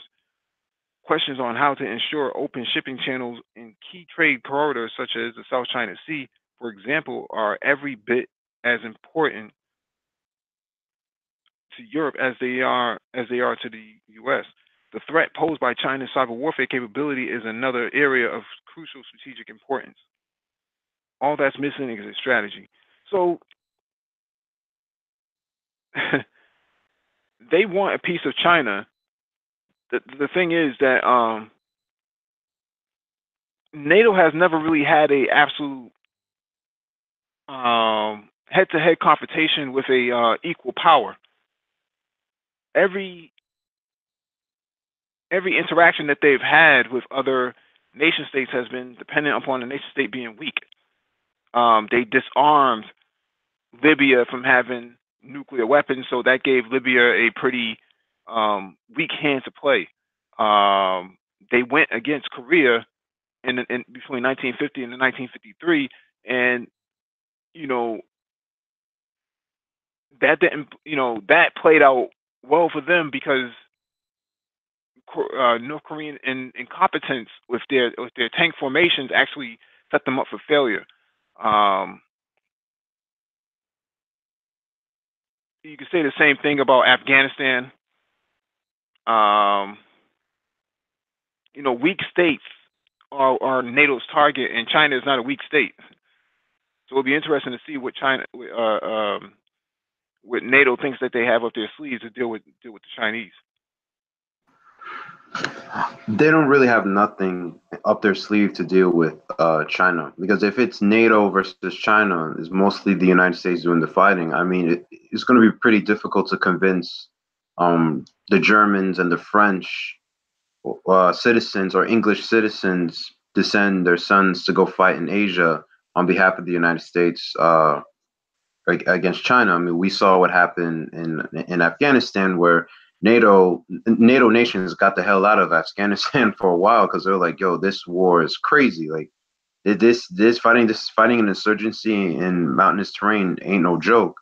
So, and they weren't taking that many casualties, but the casualties were a bit too high for their taste. So, I don't see the Europeans. I think this is more so the Europeans trying to keep everything together, because the NATO alliance is not as strong as, I mean, it's strong. I'll take that back. But what I'm saying is they're not as united as they used to be. Like, they're not. When the Soviet Union was there, everyone got online. But now different European countries have different interests. I mean, you have China has a Belt and Road Initiative in Italy. Now they're looking into Greece. Look what's going on with Ukraine. Certain countries don't want to work with Ukraine. They want to send aid to Ukraine, and they also don't want to sanction Russia because they have close economic ties. So I think it's just more so Washington trying to, rally the troops and say, hey, yeah, I know you guys have disagreements against Russia, but look, these Chinese, they're the bigger threat. I mean, they're the big threat, but I don't see how trying to get all the NATO allies to go fight against China. And it's just like you said, NATO only fights against weak nation states. They haven't fought a real war since what, Korea? But I don't even think that was NATO. I think that was just more the UN. So they've never. That was NATO. Yeah. Okay. And that was a real bloody war. That was a bloodbath. Like that was a bloodbath. And China's much more advanced. And also, if they go to war against China, Russia will open another front. Iran could open another front. Plus, you have Turkey. What if Turkey doesn't want to get in line? Turkey is has the second largest amount of troops in NATO. So if they're not getting involved, that's a major blow to a war effort. So I don't know. I don't see it happening.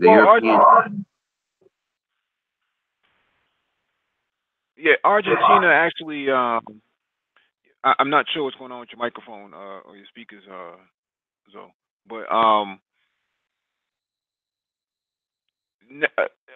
when Argentina took Britain to war over the Falklands, the United States actually let Britain get their head pounded in by the Argentine Navy or Argentine military, and Britain had to rely on the French to actually come in and help them. Israel was actually supplying weapons to Argentina. So I don't know if NATO is the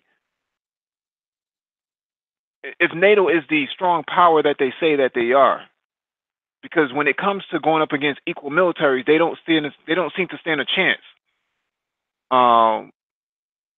If it wasn't for Argentine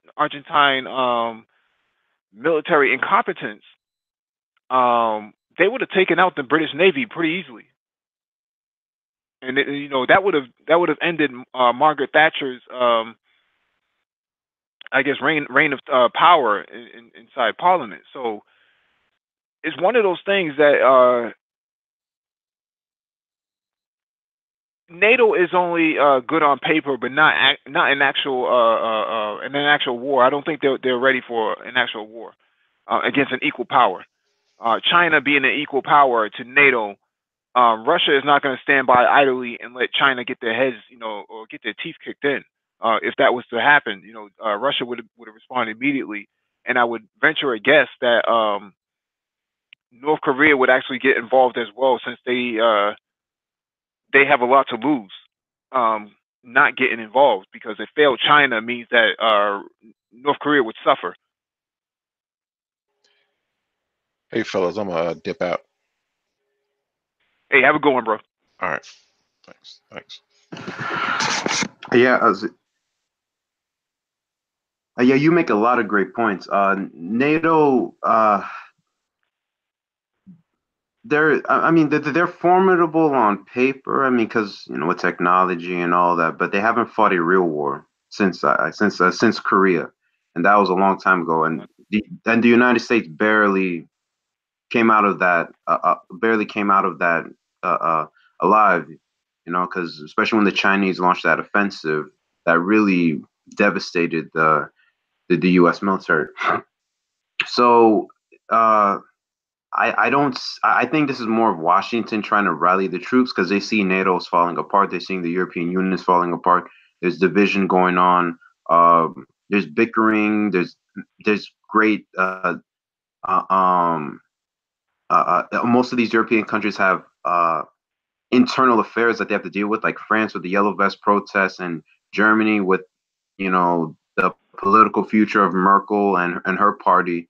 Also with Brexit going on. But I think this is just the United States desperately trying to rally the Western powers, because they see that, oh shit, our allies are not getting their shit together. But in a confrontation against China, that's not going to happen. And then and the key thing is, and I see why Russia and Turkey trying to get closer relations, because I think even Turkey notices this. Turkey's like, why should we be joined to the hip of the sick man that is the West? Because they see that the United States and its allies are basically the sick men of the West, where they're declining power. So they see the power is going right back to the East. So if you don't have Turkey on board, you might as well forget about it. You might as well forget about it, because they are a major part of NATO. And I know you discussed this earlier with the S-400 deal and all that Turkey is moving away from NATO, and if there is a conflict with China, that's a devastating blow, because if Turkey is on the side with Russia and China, Turkey can open a front in Eastern Europe at the Balkans, which is the weak underbelly of Europe, the Balkans. So yeah, I think this is just them trying to. I think it's just Washington trying to rally troops, and also NATO trying to show that they still got it. But NATO's like that 45-year-old quarterback who you know has a gut and whatever, and thinks that you know he can still play the game. But it's like, bro, you have two ACL injuries. It's time for you to retire. You know. Well, they shouldn't retire. I mean, that's what keeps NATO is really there to keep Europe from fighting each other. That's their main purpose. The idea of going into Russia, that would be a losing battle, because they couldn't be able to hold Russia for very long. And to think that they would actually go into pick a fight with China, I don't foresee them doing stuff like that. I think this is more military posturing. This actually helps military industrial complex contractors create new products, new military products, for NATO allies to actually buy. But who really wants to have a fight with China? I mean, outside of French naval aircraft carriers going into the South China Sea, that's the extent. Italy is not sending down any corvettes or destroyers into the South China Sea. That's not happening. Greece isn't sending anything down there. In fact, Greece sold their military hardware to China as a way to make up for their for their lack of dollars that they had to spend. They need to sell off pieces of territory and military hardware to China in order to survive. To put some money in the bank. And Estonia and Poland and Latvia, they don't want to get into a fight with China. What would be the what would be the gain for them? There's nothing to gain for them if they got into a fight with China, or even Russia for that matter. I mean, is anybody from Western Europe, whether it's the United Kingdom or France or Germany, do they really believe that if there was going to be a fight in the East, that they would come to the defense of little Latvia or Poland for that matter? They don't even like Poland. They can care less. They'll let those guys suffer until they get close enough to the German border. But outside of that, they have no interest in going fighting for each other. NATO is a NATO is a team without a camaraderie. If that makes any sense, people really don't like each other. Most of the Europeans don't even like each other in that regard, so they're not going to go out there and fight for each other either. So NATO's the Lakers, basically. Yeah, maybe they could be that, but to me, it's like they don't really have that camaraderie. I mean, yeah, France, Britain, and Italy bombed Libya in 2011, but that's because they had vested interest in that.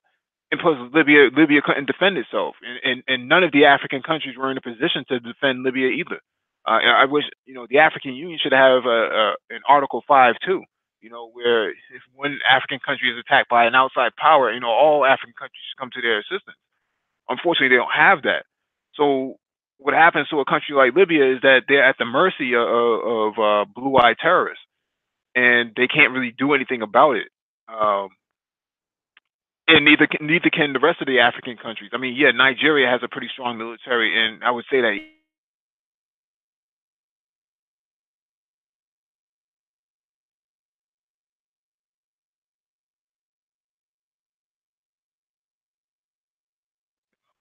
So they were already struggling. Yeah, of course. But I will.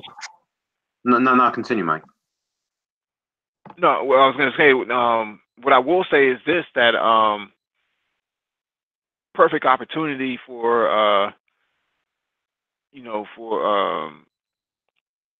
Africans to actually start rebuilding and retooling a response plan to any sort of new interventions, because if they can take down Libya, there's nothing saying that they can't come into other African countries and take them down. I mean, that's why Egypt has built up their military to what it is now, is to keep NATO from trying to take the Suez Canal.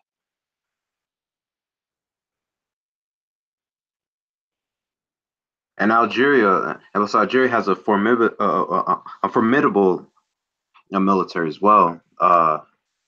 And the funny thing is too with NATO, even during the Cold War, during the Cold War, if you look at all the Cold War scenarios, if the Cold War went hot, like the Warsaw Pact, it was like even predicted, like even Washington knew this was gonna happen. Like the Warsaw Pact was gonna cut through NATO like a hot knife through butter before the United States could even respond. So they knew, even back then, when NATO was at its most united, they stood no chance against the Warsaw Pact.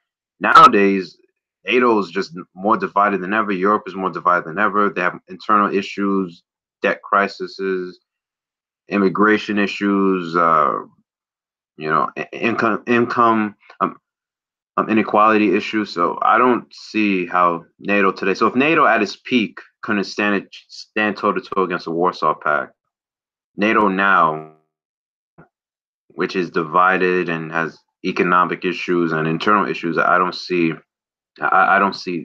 a war with China. If the United States was going to go to war with China, I don't see any of the European countries want to aid the United States. Maybe the United Kingdom, because they're the United States' bitch. But other than that, I don't see any other European countries again involved. If there's a conflict between the United States and China, the U.S. is going to be alone. The U.S. is going to be alone, and I think they know that, and I think that's why they want to rally the troops. Because if China goes to war with the United States, Russia could get involved. So the U.S. is going to fight both Russia and China, and possibly North Korea. That's just that's a major L waiting to happen. Yeah, I don't see Britain getting involved either. I mean, they have their own military lift capabilities. Their naval sea lift capabilities are not as robust as the United States is. You know, they have enough problems with their aircraft carriers. Their destroyers are pretty much rusted out, needed upgrades badly. Yeah, so I don't see them getting involved. They have a lot more on their plate than what meets the eye. Let me get to this next article.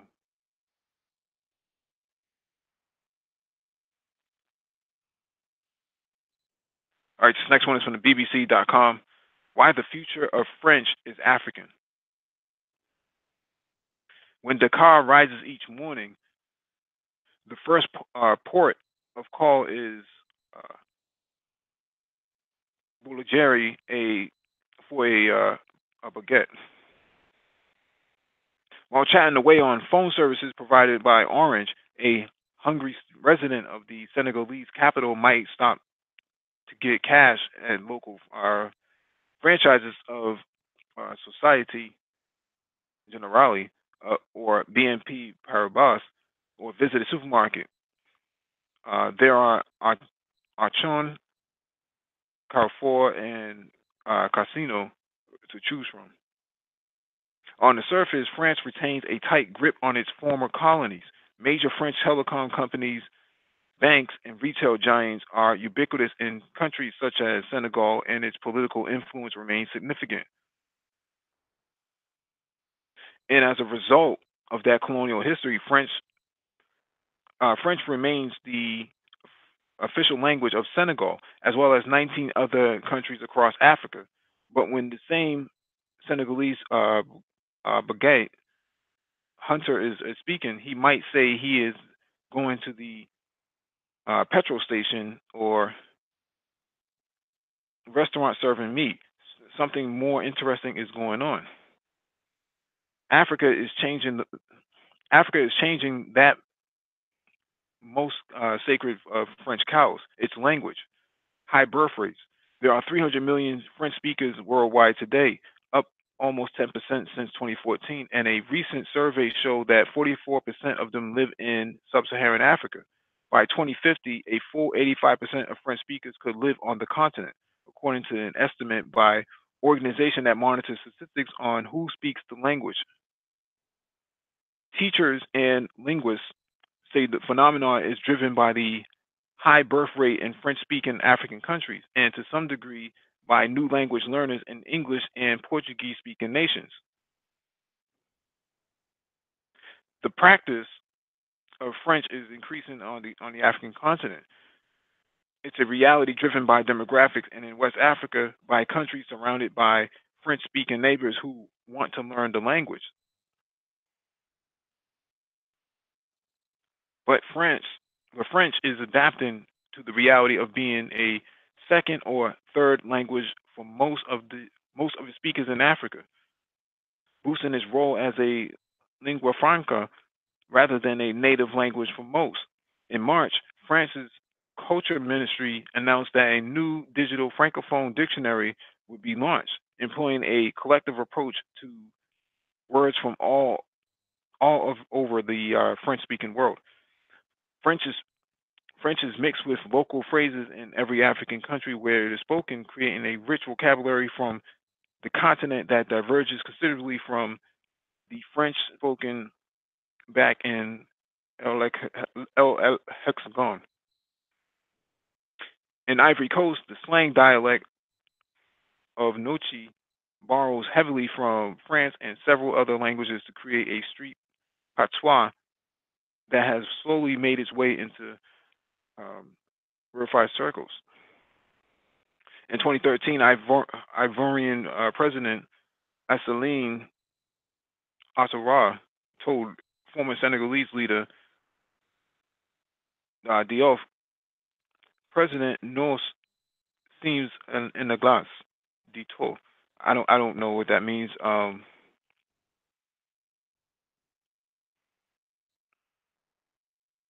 was hoping that Zoe would actually chime in on that. To keep French relevant, organizations such as La Francophonie, a group of 88 French-speaking states and governments, want to encourage the teaching of French alongside local languages while supporting the adoption of new words. You know, okay, you speak French, so what? France's economy is very dependent upon the continent. I don't know how long they can hold on to that for. I mean, in another 50 years, this can go away. Exactly. I think the last show that I was on, and the French, I think Macron was coming up with promises that, oh, France is going to do this, France is going to do that, France is going to invest, blah blah blah. But there was nothing substantive from those promises. It was just all promises, no real deal plans. And honestly, yeah, they teaching these kids to speak French because most of these African countries, they speak French, but the French economy, as you said, is so dependent on West Africa. I mean, the franc that they use in those West African states, I think the CFA, I think that's what it's called. I keep forgetting, but basically the French National Bank holds a lot of the reserves that these countries have, and those reserves that goes into the French National Bank is basically keeping the French economy alive. I know there's many people say, well, these African countries, they can withdraw their money from the National Bank anytime, but it's not that easy. The French are not going to let that happen. For me, I think France is too late. China has been on the ground in Africa doing what it's doing. France just now sees that, okay, the future is Africa, but France has other issues, internal issues in regards to the Yellow Vest protests. Its economy is on free fall. It has political instability. It has terrorism issues. And another issue why a lot of these French countries won't truly trust Africa, and I keep saying this, is the way France treats African immigrants. They basically push them in the suburbs of Paris, Marseille, Lyon, all these major cities in France. They push them in the suburbs where there's abject poverty, where they're ignored, there's no jobs or whatever. So why should these African countries trust do business with France or trust France when they see what's going on with their with their brethren in France? So I know I have a bias against France because I'm Haitian. Fuck them motherfuckers. But I don't see any way of France turning the tide against China. It's too little, too late, and they have not come up with any substantive plans on development. It's just a whole bunch of promises. Okay, you make all these promises, but what is your plan? What projects you're gonna do, or this, that, and third? I haven't seen nothing. So. Mm-hmm.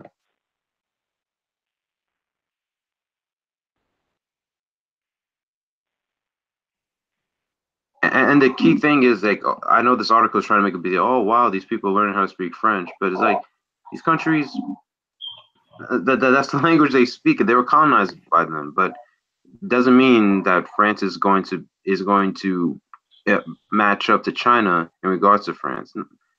I'm in regards to Africa, not going to happen. Mm-hmm. I don't know how you guys see this article, but I see it as the same thing happened to the British. If you listen to a Jamaican or a Trinidadian, there goes English. Same thing happened to the Spanish If you go to South America, Cuba, you go to Spain, different language. Even if you go to Iberia, you go to Madrid, the language. And the same thing happened to the Portuguese. You go to Mozambique, Angola, and you go to Brazil, there goes your Portuguese. The French are just the last people that their language got taken over by the colonized people, and now their French is not the one that's going to be spoken as the main language. That's it. They lost. Mhm.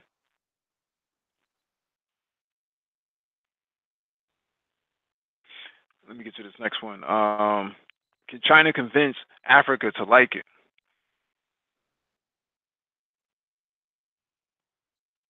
China's dramatic rise on the world stage has some people worried about its motives, and China wants to fix that. It's putting visit it's putting vast amounts of money and resources toward the goal of improving its image. This can be seen in one major hotspot, Africa, where China is anxious to assure Africans that the goals of its investments are benign. It will take some convincing. In Africa, China often comes off as unattractive and kind of racist.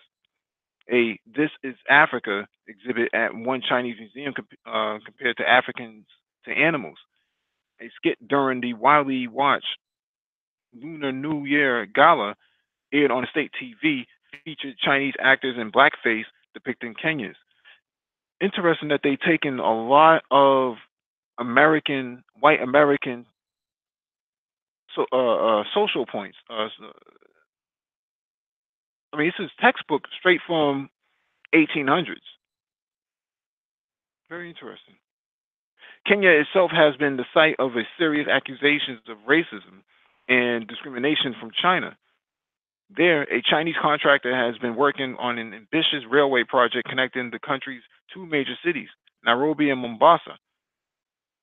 But a recent explosive investigation by local media found Kenyans working on the project who claim that they are segregated from Chinese colleagues, forced to do menial jobs despite their qualifications, and given fewer privileges. The company's the company's Kenyan workers have since been forced to sign non-disclosure contracts that make it much more difficult to talk to the media. Courts went to Nairobi last year. We spoke to a Kenyan who works on the railway, a Chinese national who is trying to improve how his compatriots integrate, and many others. We wanted to find out if China's soft power is pulling other countries in or pushing them away. The answer is complicated.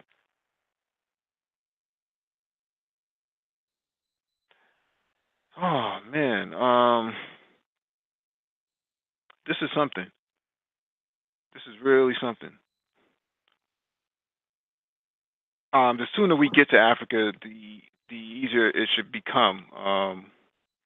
I find it interesting that they've taken a lot of these social cues from white Americans while at the same time promising, a new deal. Um, I had heard about racism before dealing with Chinese, and I didn't really take it all that much seriously because it can't be any worse than what black people in America are dealing with. But when I hear things like this, it seems like they've copied the race casino playbook from white Americans and have basically pushed their own sino supremacy inside the continent. I think that needs to be addressed. I know a lot of people like to say hashtag ADOS, but this is much bigger than that because if you don't do something now, you won't have any other choice but to be fighting up against two different supremacist systems. One one with the dragon and the other with the bald eagle. You're gonna have to deal with both of them. Yeah, I agree. I certainly agree, and we have to understand that we can't be too. We cannot lose sight that uh, racism is not only a Euro centric idea. I mean, the Chinese is one of the oldest civilizations the world, and they have a superiority complex. So they feel like that, the Chinese are the superior race, even over Asians and Europeans and even Africans. So they probably see Africa the same way the Europeans see Africa, backwards, the dark continent, poor, abject poverty. So I think this is one of the reasons why they kind of moved into Africa, because they knew Africa has a lot of resources. And they said, well, these countries are weak and pathetic. We can just go in and do business. And I certainly agree with you in the fact that, the sooner diasporan Africans from the United States or, the Caribbean, South America, or even Europe, get their act together, you could be fighting in Africa. They could be fighting not only, white supremacy from Europe and the United States, but also Asian supremacy coming from China. Um, I just this is the reason why I wish Black people could get their act together and open ties to the mother continent. But it's probably going to have to take a major wake up call for that to happen. And unfortunately, that's why you see much frustration in Africa in regards to the Chinese, because they see the Chinese coming in doing business, but the Chinese mistreat their workers, are very abusive towards them, say racially charged names, and they do the blackface thing. So it just goes to show what I know it's cliche to say, but like what Dr. Henry Clark says, that we have no friends. That's the main premise of it all. We don't have friends. We only have each other. Nobody likes the black race, and we have to come to that realization. We have to come up with a siege mentality. If we do not come with a siege mentality, nothing's going to change. Mm-hmm.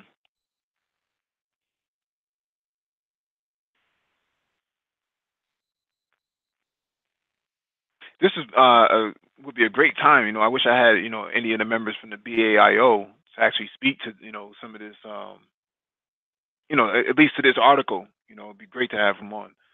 DE, you have anything you want to add to this?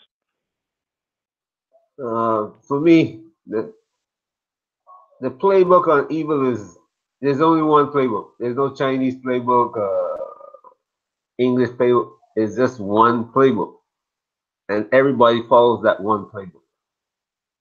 The Chinese just using it economically, whereas everybody else use it economically too, but they also use it to beat you down. It's like you weren't just a need in the beginning when slavery came about. It was like blacks were known as Negroes, and they were equal. You signed the same contract with the European slave as a black slave. Then they changed it to where they made the black man of nothing except a machine. And the Chinese, the Germans, Hitler said it. The Chinese are just doing the same thing that the Germans did World War II. The Belgian King Leopold, he did it. The French did it. The British did it. I don't know if you know history of the Mau Mau. The French in Algeria and all over French West Africa and East Africa. The Portuguese, the Italians tried it. Everybody used the same playbook that the United States wrote. The great founding fathers wrote the playbook. And everybody followed that playbook. The Chinese have a chance, an opportunity now to change it, because what might end up happening to China is that they don't have enough land in China to support their 1.45 billion people. Hmm. And about 1/3 of those people are going to end up in Africa. Now, the economic system in Africa is going to change. And when it changes, if the Chinese are known for their evil, something is going to happen to those Chinese. Their children are going to suffer for the deeds of the father. It's just like today you see the Europeans gradually being squeezed, and their children, and the children of the America. That article that you came up, the first article you wrote about the angry white man. Right. Why you think it's coming out now? You're saying, "Oh my goodness, we got to do something about this angry white man." They got to make him docile now and hope that you know our children are going to suffer. Oh yeah, we all did all this foolishness that we should have done. That's what's coming down the pipe. So if the Chinese don't see this happening and change, they're going to be in big trouble. That's the way I see it. Right. Right. Go ahead. Yeah. I know. I think I read somewhere that China has like an extra supply of. I think they have like extra. I mean, not supply, but they have like 300 million men who are who are not married and all that. And plus, you hear all these theories that hey, they might just dump them in Africa. I don't. I don't see a lot of Chinese going to Africa because I don't because the Africans today are there's a lot of Africans who are awake to that. I don't think the Africans would accept that to happening. That they would accept these Chinese just coming in, settling down, forming these cities, doing what the Europeans did. Now I know there's a few stories of African women having Chinese baby sleeping with Chinese men having these Blasian babies, but you have to look at it from the perspective. Africa's population growth is growing very fast. The more it develops, doesn't matter how many Chinese doesn't matter how many Chinamen come. It's just there's going to be more Africans. That's going to be the majority. Secondly, in that regard, the Chinese the way they're doing their development is a little bit better than the Europeans in the sense that they don't care about politics. They just come here to do business or what have you.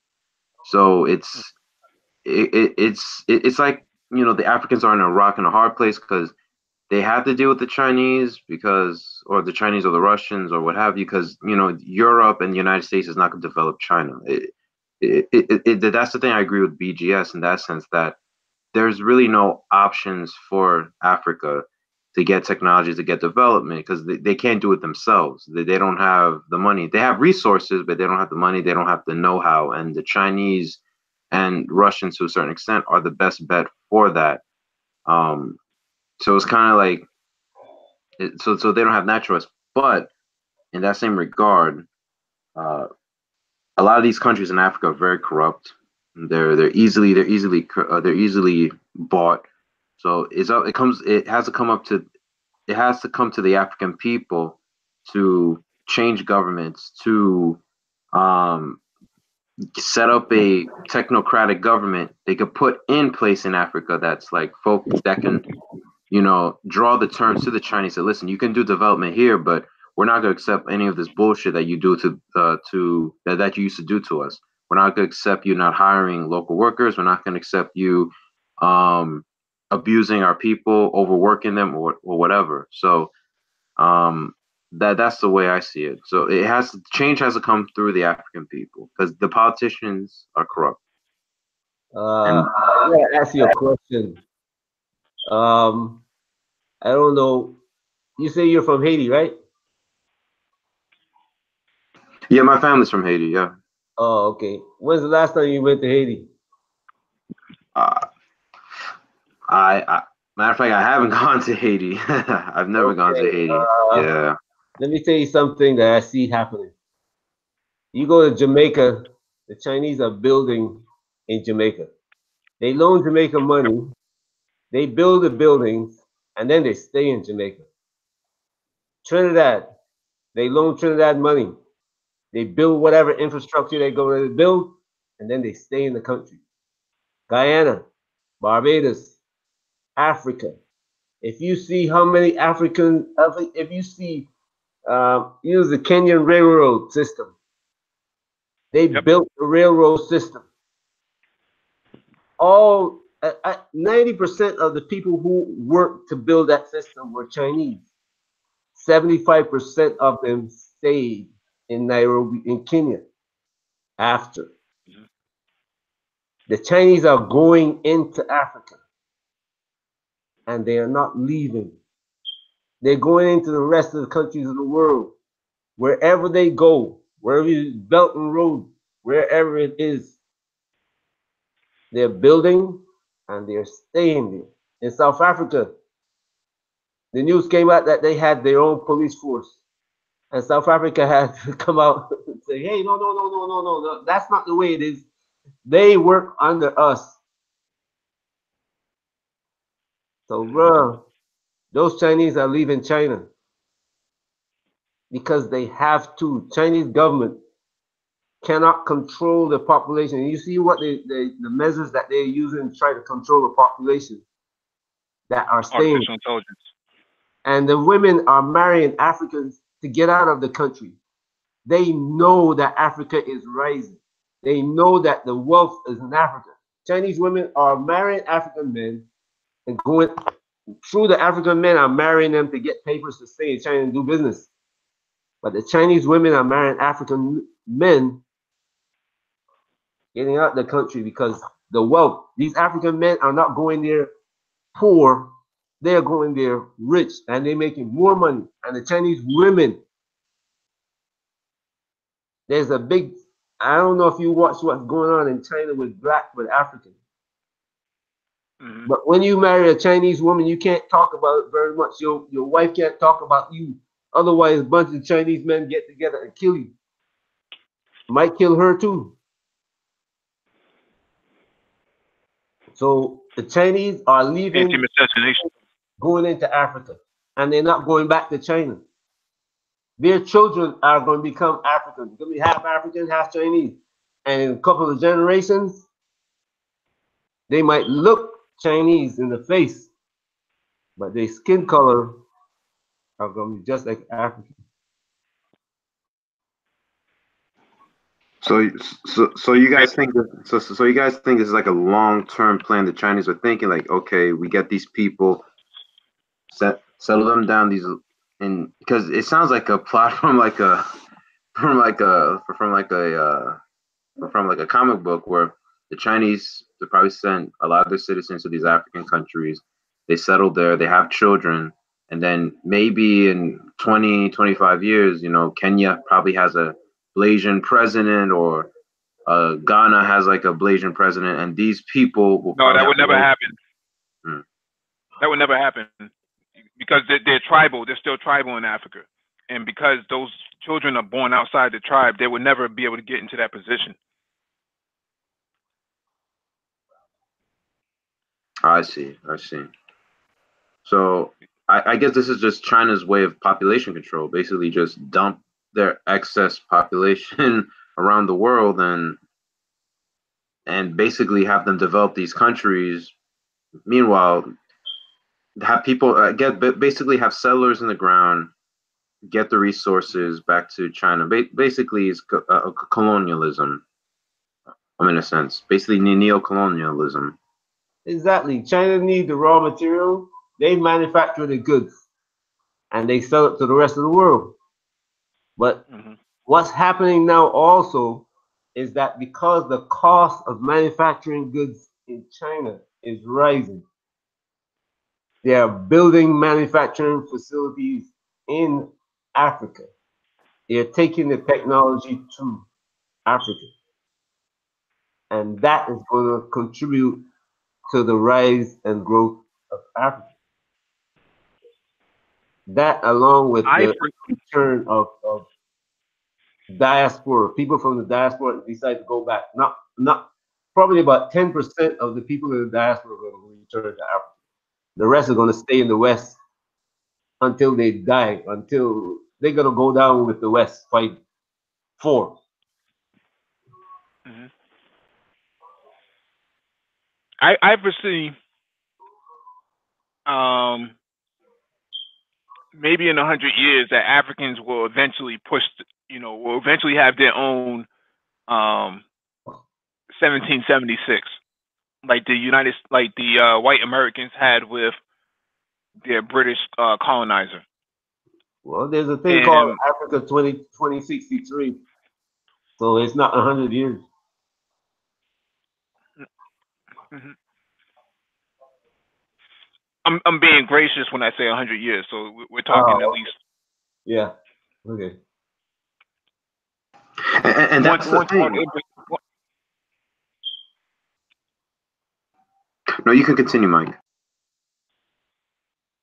Yeah, I'm basing it off of the Barbadian slave code started in 1619, and then the revolution in the United States didn't happen until 1776.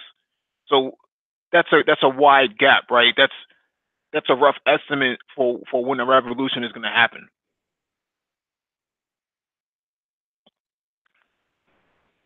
Yeah, but the revolution didn't really start. The revolution started about way back in the 20s, I would say, in America. It didn't really start in Africa. It started in America. No. What I'm saying is what happened in America could very well happen in Africa, where Africans will eventually take up arms against their Chinese colonial master. Oh, against the Chinese, yeah. I see what you're saying, though. Yeah. Well, that's if the Chinese don't change, you will eventually have Chinese taking up arms against their own Chinese, against their own, because they will be part of the Africans. They have to choose then between staying in Africa, because they can't go back to China. They go back to China with black skin. You are not Chinese. Absolutely. You are not Chinese. Yeah, Mike, you make a really great point, because I think this is the consequence that would happen if Africa continues to develop. I mean, Africa's population is growing really fast. So if you could imagine a developed where childbirths are completely gone and people live longer in Africa, this would mean the massive population growth, and Africa will be vibrant and be an economic force to be reckoned with around the world. That, yeah, maybe in 80 and 100 years, it'll be like, yo, we don't need you anymore, China, because we're developed. It's kind of similar what the U.S. did to China when they opened doors to China, and all their manufacturing left the United States, went to China, and China developed rather quickly. And we're seeing the repeat again, that all these factories that China has, they're closing down and sending them to Africa. So these African countries are going to get wealthier, more developed, and then hopefully, I mean, in the future, they can all put their heads together. They listen, we're tired of the Chinese messing around, get out. And at that point, economically and militarily, they'll be able to push the Chinese out.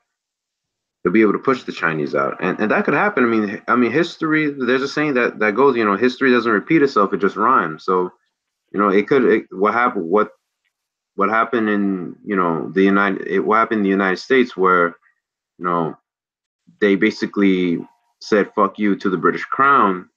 The same thing could happen to the same thing could happen in Africa in regards to China, because no people can stay oppressed forever. Like at some point, they will rise up, and if Africa does what it's doing, buying Chinese weapons, Russian weapons, continue developing, they tool up, they get their money right, they get their money right, they get their infrastructure right, then yeah, in 100 years, they can just say, fuck you, trying to get off, and they could push them off economically and militarily. Well, look what the Americans did in Libya with the Chinese contracts that the Chinese had with Libya for oil. Basically, they went in there and tore up the contracts that the Chinese had, and it made it null and void. So when you put that into perspective, there's a lot that could actually happen. Africa is a long way from China, so they don't have the ability to hold that whole continent to themselves, and because of that, it makes it difficult. It puts China in a very difficult position because America has no problem, integrating themselves into Africa's into African countries using their U.S. embassies and consulates. A lot of their embassies are basically FOBs, forward operating bases. If you really think about it, I mean, they have just enough military personnel in there to carry out surveillance and reconnaissance, and China hasn't really developed a strategy like that. And plus, Chinese people in Africa stick out like a sore thumb. So, for a lot of Africans, that's it puts China into a very peculiar position to be in when it comes to dealing with foreign relations, because you've made too many blunders over the last decade or so in terms of doing business in Africa by doing the things that you do. People don't forget about that. At least Africans don't forget about these things. They'll remember that. At some point, potentially, they may end up tearing up some of those contracts that the Chinese have. Well, yeah, you built up our you built out our infrastructure, but now we're gonna, we no longer need to do business with you. This could happen maybe in 2045, 2050.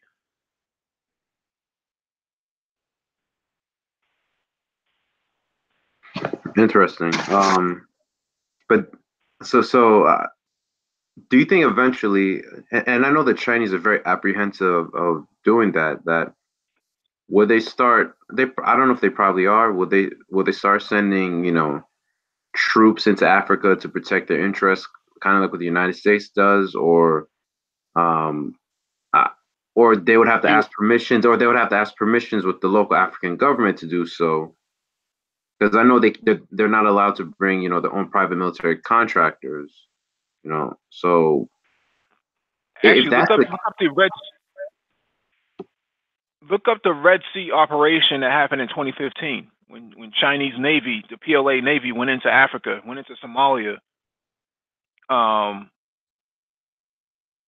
and took on I think it was Al Shabaab. They did. I don't think they got a UN security agreement at all. I think they just went in there heavy-handed. They actually made a movie about it. It's actually on YouTube. You might be able to find it. Yeah, I'm looking at it right now. Yeah, it is a movie. It is a movie. Yeah. Okay, interesting. That was a big thing. That was a big thing. That was like the first time that the Chinese Navy has ever engaged on foreign soil like that. So do you think we'll see more of that in Africa, though? Like, especially if the U.S. starts getting more aggressive in Africa, seeing that they're seeing that they would want to destroy China's interest.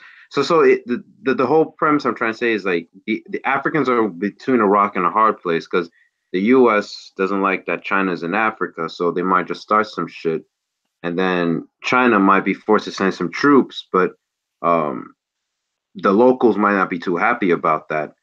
So do you foresee more Chinese operations in Africa to protect their interests? Yeah, for the most part.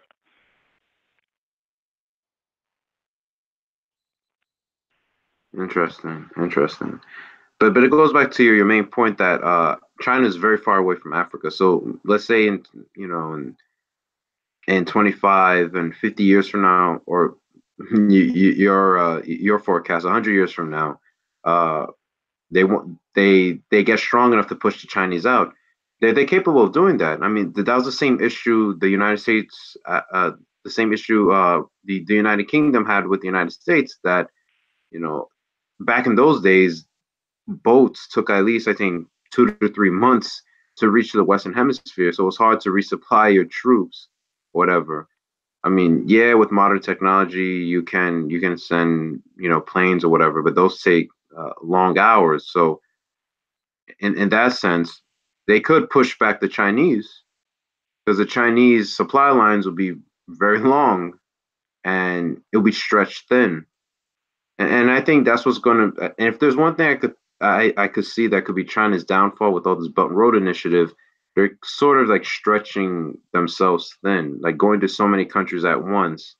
At a certain point, something has to give. You know?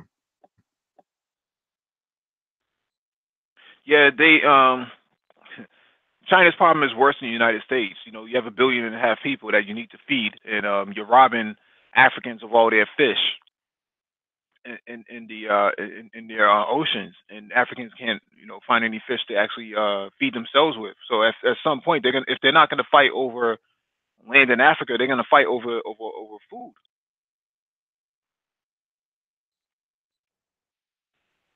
And I guess this is So and that's the reason why China is so desperate for the Belt and Road Initiative to work, because they want to uh because I know they want to avoid the Straits of Malaya, because the Straits of Malaya is like a choke point for China, like for energy and for food and for trade. That in the event of war, U.S. war scenarios is just like cut that off, cut off the Straits of Malaya, and then you just starve China. So that's why they're desperate for that. Because if you starve China of resources, they have like 1 billion people, 1 billion people who are hungry and rowdy. It could really make shit hit the fan. That's what keeps up the communist government up at night. So Well, if you read Chinese history, you see the British had the same problem. What did the British do? Drug. They use drugs. What's the Chinese doing in America? Fentanyl. European fentanyl. right. well, the Chinese never forget that's the thing. If you see their the roots of their current foreign policy, it goes back to they don't want the 100 years of humiliation to happen again, and they trace that the cause of that 100 years humiliation was the Opium War, and I guess this is the reason why they're pumping fentanyl into the United States as sort of a payback for that situation. They want to drug the United States to death, and it's kind of working because if you look at the white population, white birth rates are low because they're not having as much kids, and also they're committing suicide and they're ODing on fentanyl. So for the Chinese, they see that their time has arrived, and they they want to come out on top, but also they want to they want the get back against the West, sort of. So that 100 years of humiliation, that they don't want that. And it's also interesting when you look at um, the mindset of the Chinese people.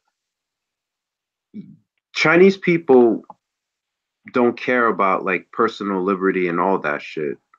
They just care about security. Because if you look at Chinese history, there's been chaos, civil war, warlords, and all that. I mean, shit. Look what happened before Mao Zedong came to power. I mean, China was in chaos. It was in the hand of warlords. So the Chinese, for them, they would rather have security over liberty.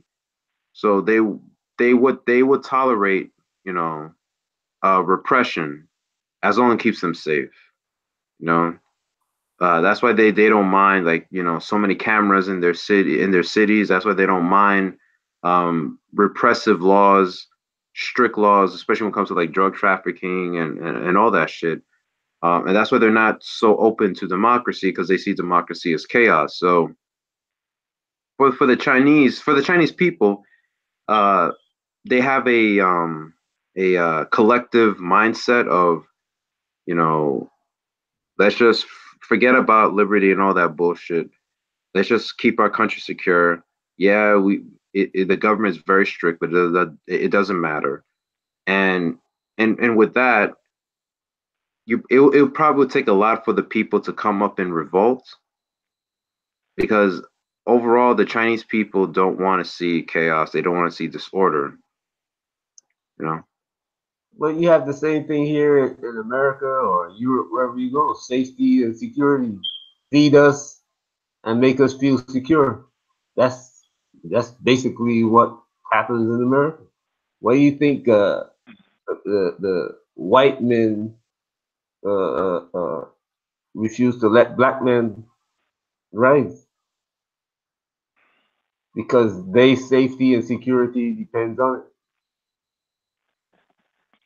That's why government policy is to keep us in position. What do you think black people, you talk to black people about going to Africa or going somewhere else to build, and they said, nope, we can get social security here, we can get free healthcare, food, we won't starve, like people in Africa starving. Every place is like that. Every country. British, I wanted to that's switch gears. dying on the dying to get out of the EU, and some are trying to stay in.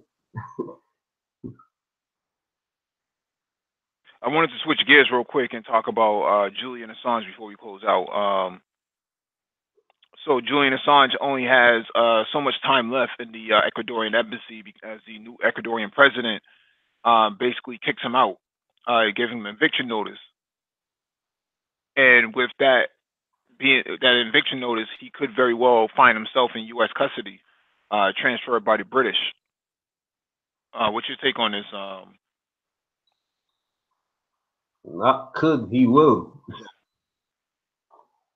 But he is going to, what he started is going to continue. It's no way that they can stop it from happening anymore. You know, because now you have Snowden. After him came Snowden, and people are willing with the internet nowadays. People are willing to go online, and all the secrets that you had, you know, let it out of the bag. And the more technology we develop, the stronger. Before my computer, you know, my cell phone now is stronger than my computer. You know, I can talk to somebody on my cell phone. We can text message in real time. You know, I can be uploading information. I can be in my house filming something, and people all over the world are seeing it. So by the time I get arrested, the information is out. Go ahead, so.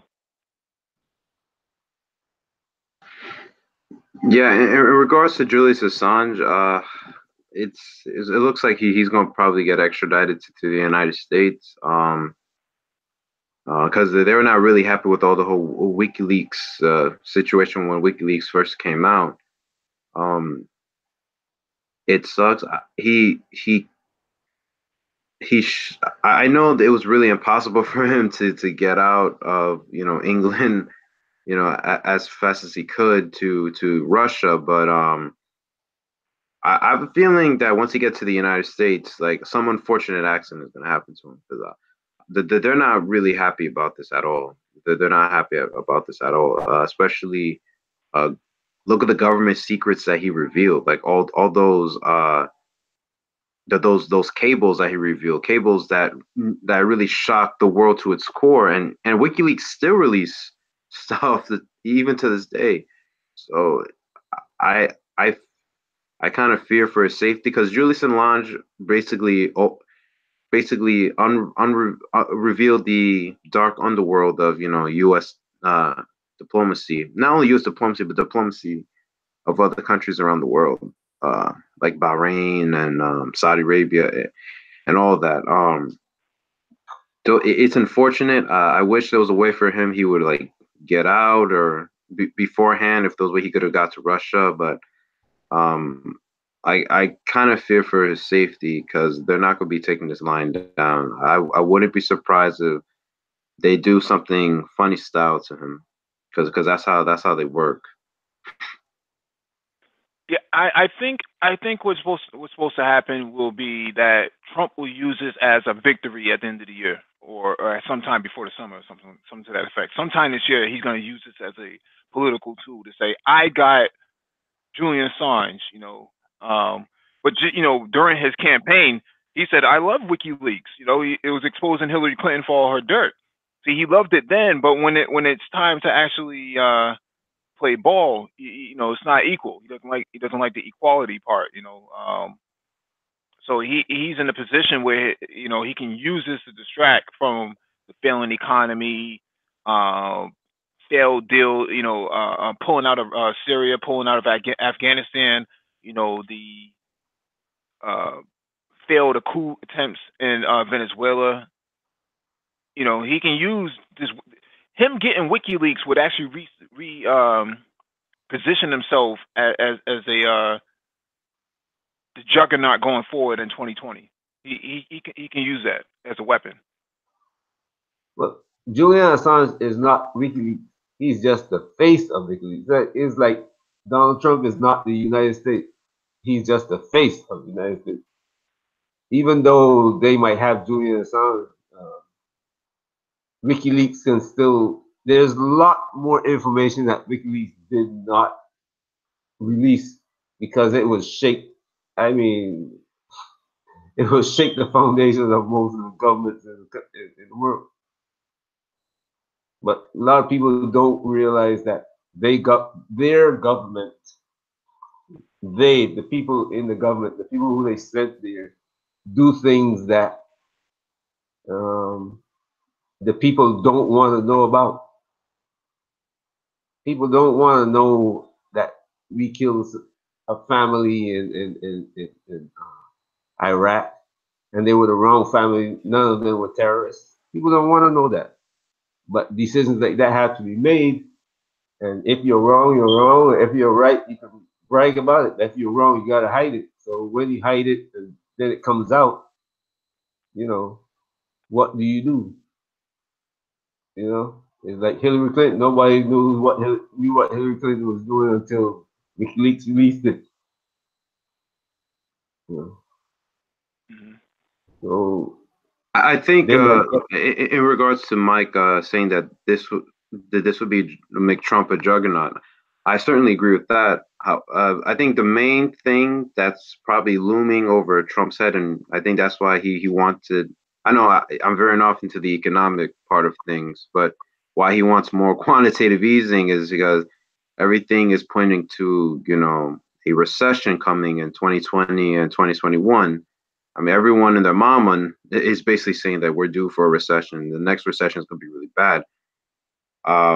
If there's one thing that could derail his reelection campaign would be if there's a second Great Recession, and it's worse than 2008, because then people vote with their pocketbooks and they would put all the blame on Trump. I think that's one dark cloud that's likely to unravel his reelection plans. I mean, aside from all of that, if there's no recession next year, if the recession comes in 2021, he's good. He's good because I don't see no one in the Democrats, who the Democrats have running that could take down Trump. Especially he's on this post Mueller investigation high, and if he gets Julian Assange, that's another victory for him. And it's just he's a formidable candidate, but that recession could just bring him down. Trump did two things that almost guaranteed him the second term. The tax break that kicked the can for the economy down the road a year or so, and he's making points by being tough or showing his constituents that he's tough. Mhm. Well, you factor he gets a trifecta. He wants Snowden.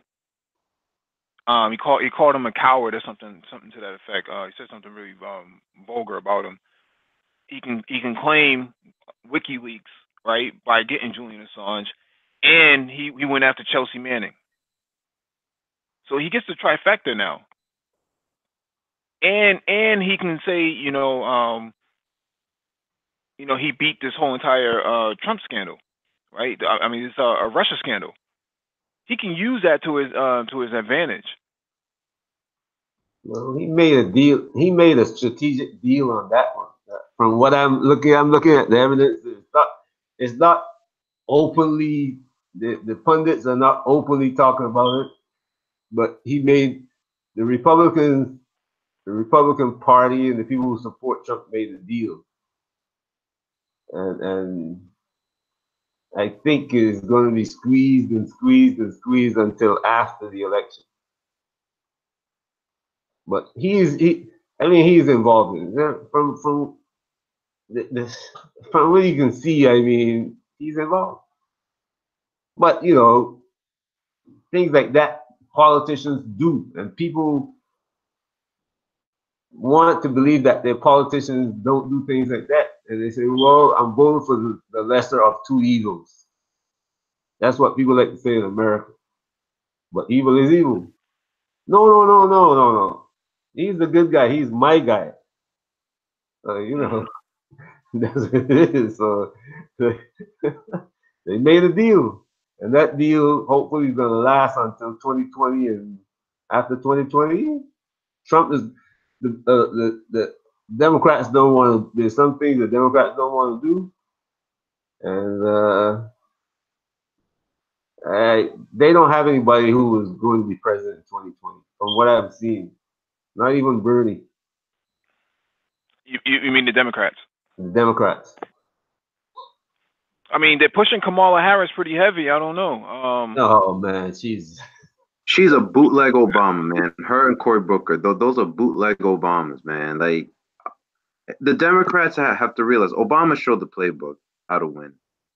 You need to have charisma. None of these Democrats have no charisma. My Lord, I mean, you look at that Beto guy. He's not charismatic at all, and he lost in Texas, so he's not going to win.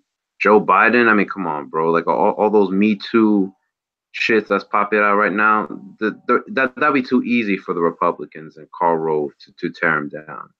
Kamala Harris. Well, Kamala Harris, if she runs, a lot of black men are not gonna come out and vote for her. Straight up, because she won't be dependent on the black man vote.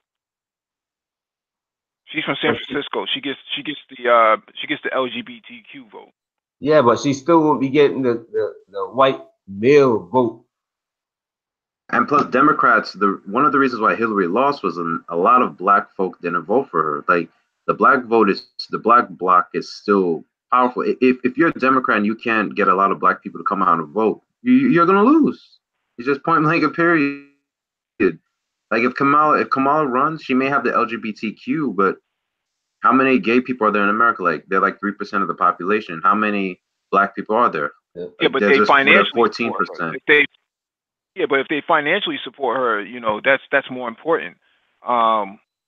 She'll get the Hispanic vote.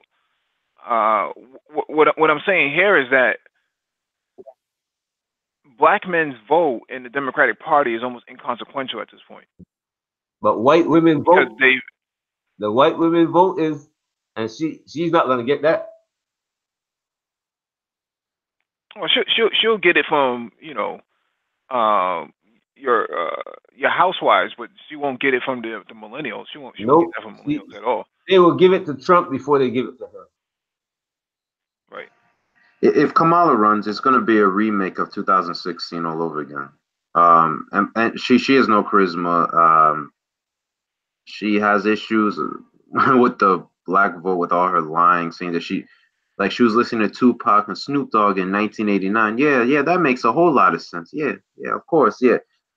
you know what I mean? Like, I don't see Kamala winning at all. She's not formidable. She's a paper tiger, and the Republicans will probably find a lot of dirt on her, especially I think she had an affair with with some other black politician, like some other.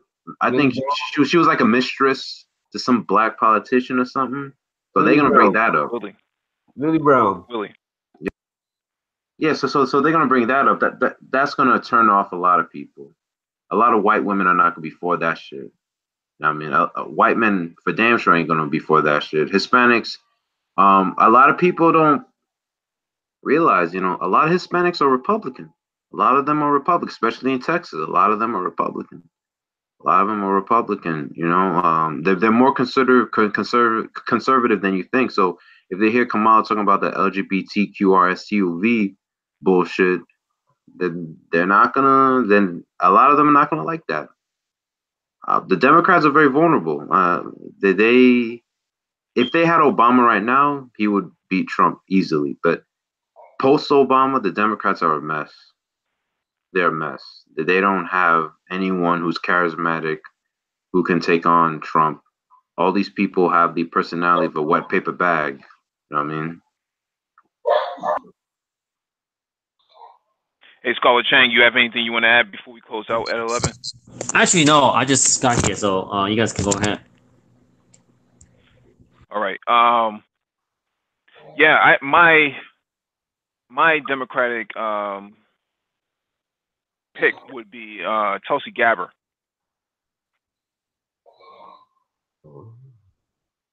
Yeah, but the establishment, they're not gonna let that happen, bro.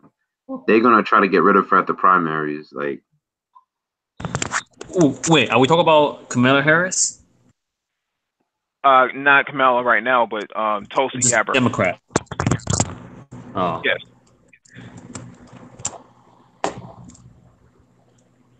Yeah, Tulsi Gabbard is. Yeah. Go ahead. Yeah, sorry to interrupt you, but the Democratic establishment will say that Tulsi Gabbard is pro-Russian, pro-Iran, pro-Bashar al-Assad. We can't vote for her. Blah blah blah. Like you already see the game plan, the game plan coming through. If like she should be a good candidate, but I don't know, man. She's playing the moral card though, right? She's sympathizing with. By going to Syria and meeting with Assad, going and talking about Yemen, right? She's talking about Palestine. She's talking about African Americans and things like that, or at least black men for that matter. So she's doing all the right things. The problem is that doing the right thing isn't always welcomed in the echo chamber of the Democratic Party. So she was better off running as a Republican. Or as an independent. Oh, yes, as an independent. Nope. If she ran an independent, she won't get nowhere at all. But what she would do, she would take a lot of votes away from the Democrats. That's the thing. Like, she would skim a lot of votes. Yeah, run as a Green Party candidate. America does not like independent. Seriously, they don't like event. If you see all the independent, I hear women. I'm just saying, I hear women talk about being strong and independent all the time. What's the problem with that? That's talk. Mike, you a damn fool. You know that's talk, like yes. I'm a Ross horse. That's talk until one of them get a slap around the head and they say, "Where's the man? He's standing right there. Didn't even bother to stand up for me." That's it.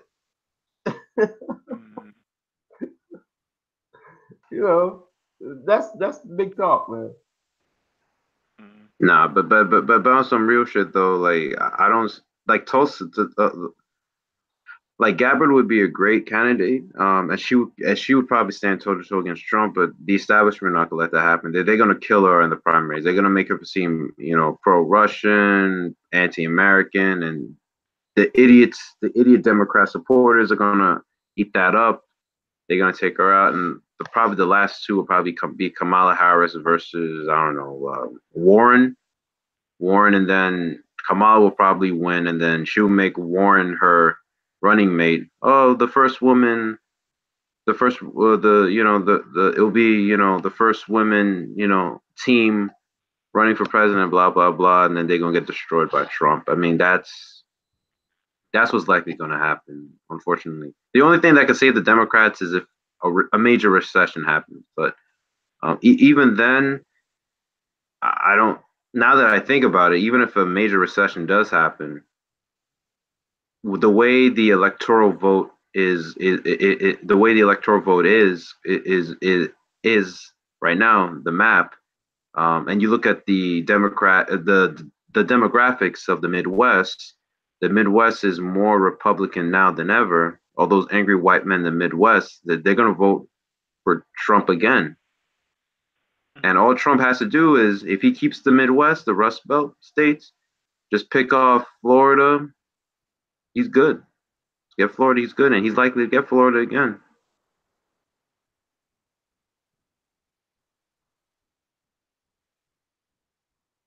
Well, that's why. Oh, go ahead. Go right ahead. No, go right ahead. No, I was gonna say that. See, that's why Democrat Party needs to go back to what the original rule is the party for the working class. Ever since the 1920 to 1910 progressivism, when that Democratic actually started to represent the working class to a lower class American. Well, actually, I take back. Both parties never truly represent, but at least on the surface, those what Democrat has this resemblance of.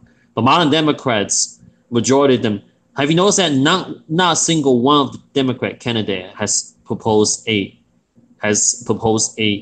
economic reforms, whether it be anti-poverty or whether it be basically take on some serious issue. Instead, what they focus on is what?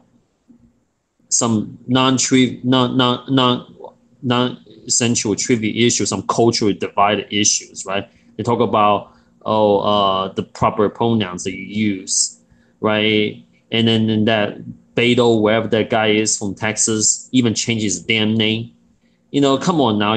How can you be a viable candidate if you don't actually discuss the policy that's going to be important to it, your everyday average American.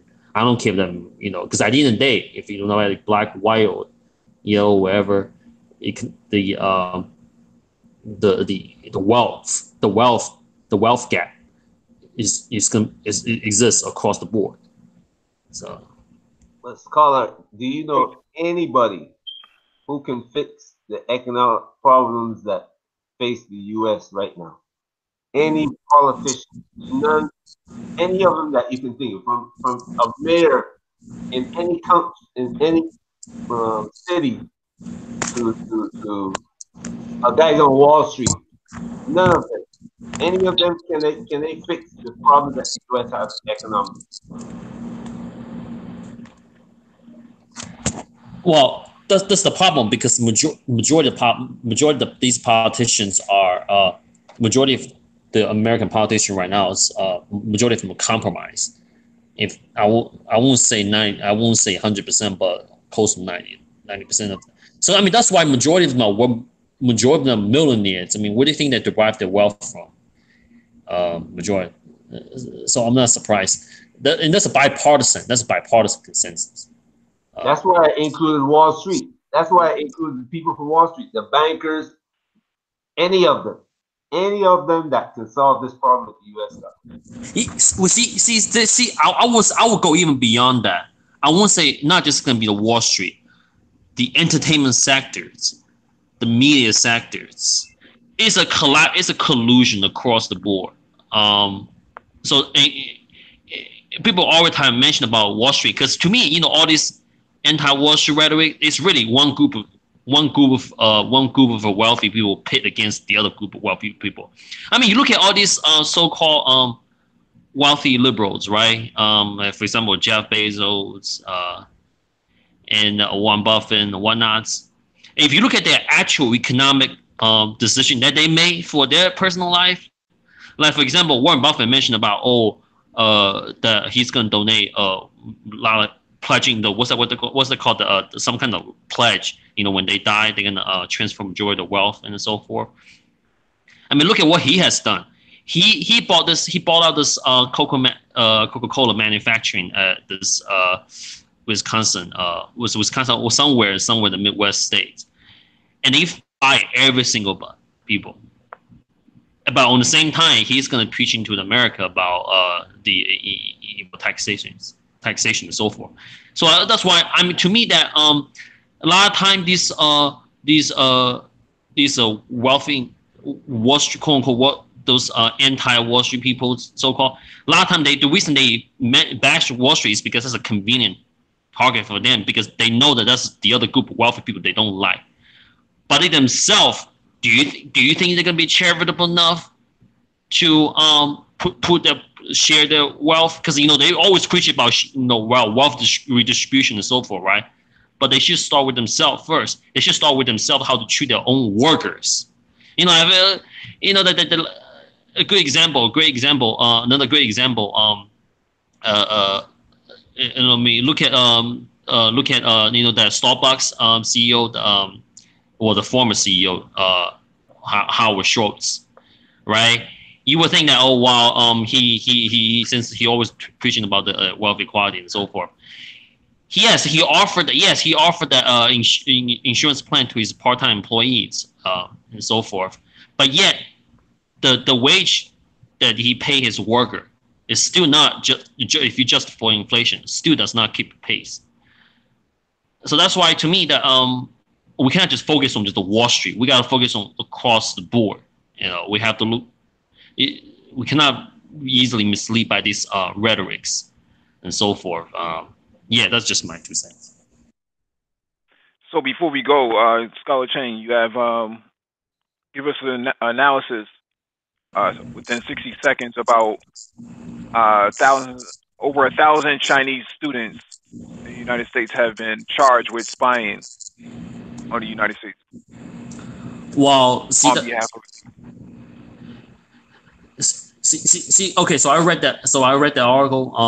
I think what I'm concerned the most is that they didn't really, they didn't make the distinction. They didn't make the distinction between the American-born Chinese. They just say Chinese students. They didn't even make a distinction about the. If I'm taking that article, right, they didn't even differentiate between Chinese American and the American-born Chinese, American citizens of Chinese descent versus Chinese domestic student. See, this is what happened.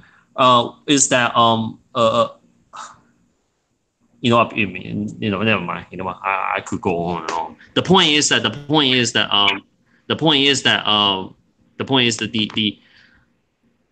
I know there's definitely deeper story behind it, because they're looking for a scapegoat for all these quote unquote industrial espionage activities, and there's only one small group of Chinese, so quote unquote Chinese students are capable of pulling that off.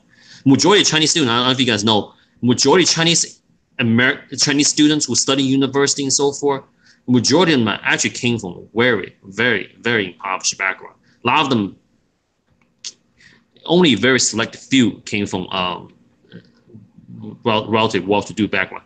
So do you think they're gonna want to forsake all these opportunities they had in exchange for industrial espionage activity, given the fact that in this climate with this with the Trump administration with anti-China rhetorics, do you think that a lot of them will volunteer to sign up for it? I really, really, really doubt it. So the fact that they found all these 1,000 students in this drug activity, I think a lot of time what happened is that those students pass. Like for example, a lot of Chinese students, in order to become successful academically, and so forth, if you want to involve a lot of organizations and so forth, a lot of time they have to be a member of the Chinese Communist Party. So that's why they start to. That's why when they trace back all these Chinese student history, they will see a lot of Chinese students have affiliation with the Chinese Communist Party. A lot of times, not because they agree with ideology, but because a lot of times they use that as a social mobility vehicle, right? Does that make sense? Right? They joined the party not because they were Chinese. They believed in the Chinese Communist Party's ideology, but because the fact that that's one of the quickest way to ascend professionally and academically. So yeah, I don't know, that article really didn't go too deep into this student's background and so forth. But I know that's the majority of that's what the reason behind it. But yeah, it's pretty unfortunate. And one more thing I would want to add, the Taiwanese students, right? There's a lot of Taiwanese students also in America too. While they're not affiliated with the Chinese Communist Party at all, because they have their own governmental organization, right? Because the whole Republic of China, right? You guys know the distinction between the mainland and Taiwan, right? In terms of political systems, right? They didn't even make distinction between that. So what's going to happen next? Are they going to differentiate between? Because when they use the word Chinese, they refer to anybody who's ethnically Chinese. Well, you got Chinese who are not affiliated with the Communist Party who are in Singapore, right? Because a lot of prominent politicians are Singapore, but they're Chinese descent. Oh well, and also you got the Chinese who are like I said, I mentioned about Taiwan. That's a good example. So in a lot of these students study in America. So what's going to happen next, right? Are they going to suspect every Chinese student who just happen to look Chinese the potential for industrial espionage activities or hacking? So.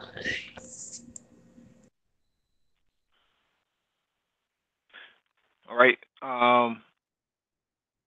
Yeah, thank you all for joining us, and please hit the like button before you leave and share the video if possible. We'll be back on Friday with economics.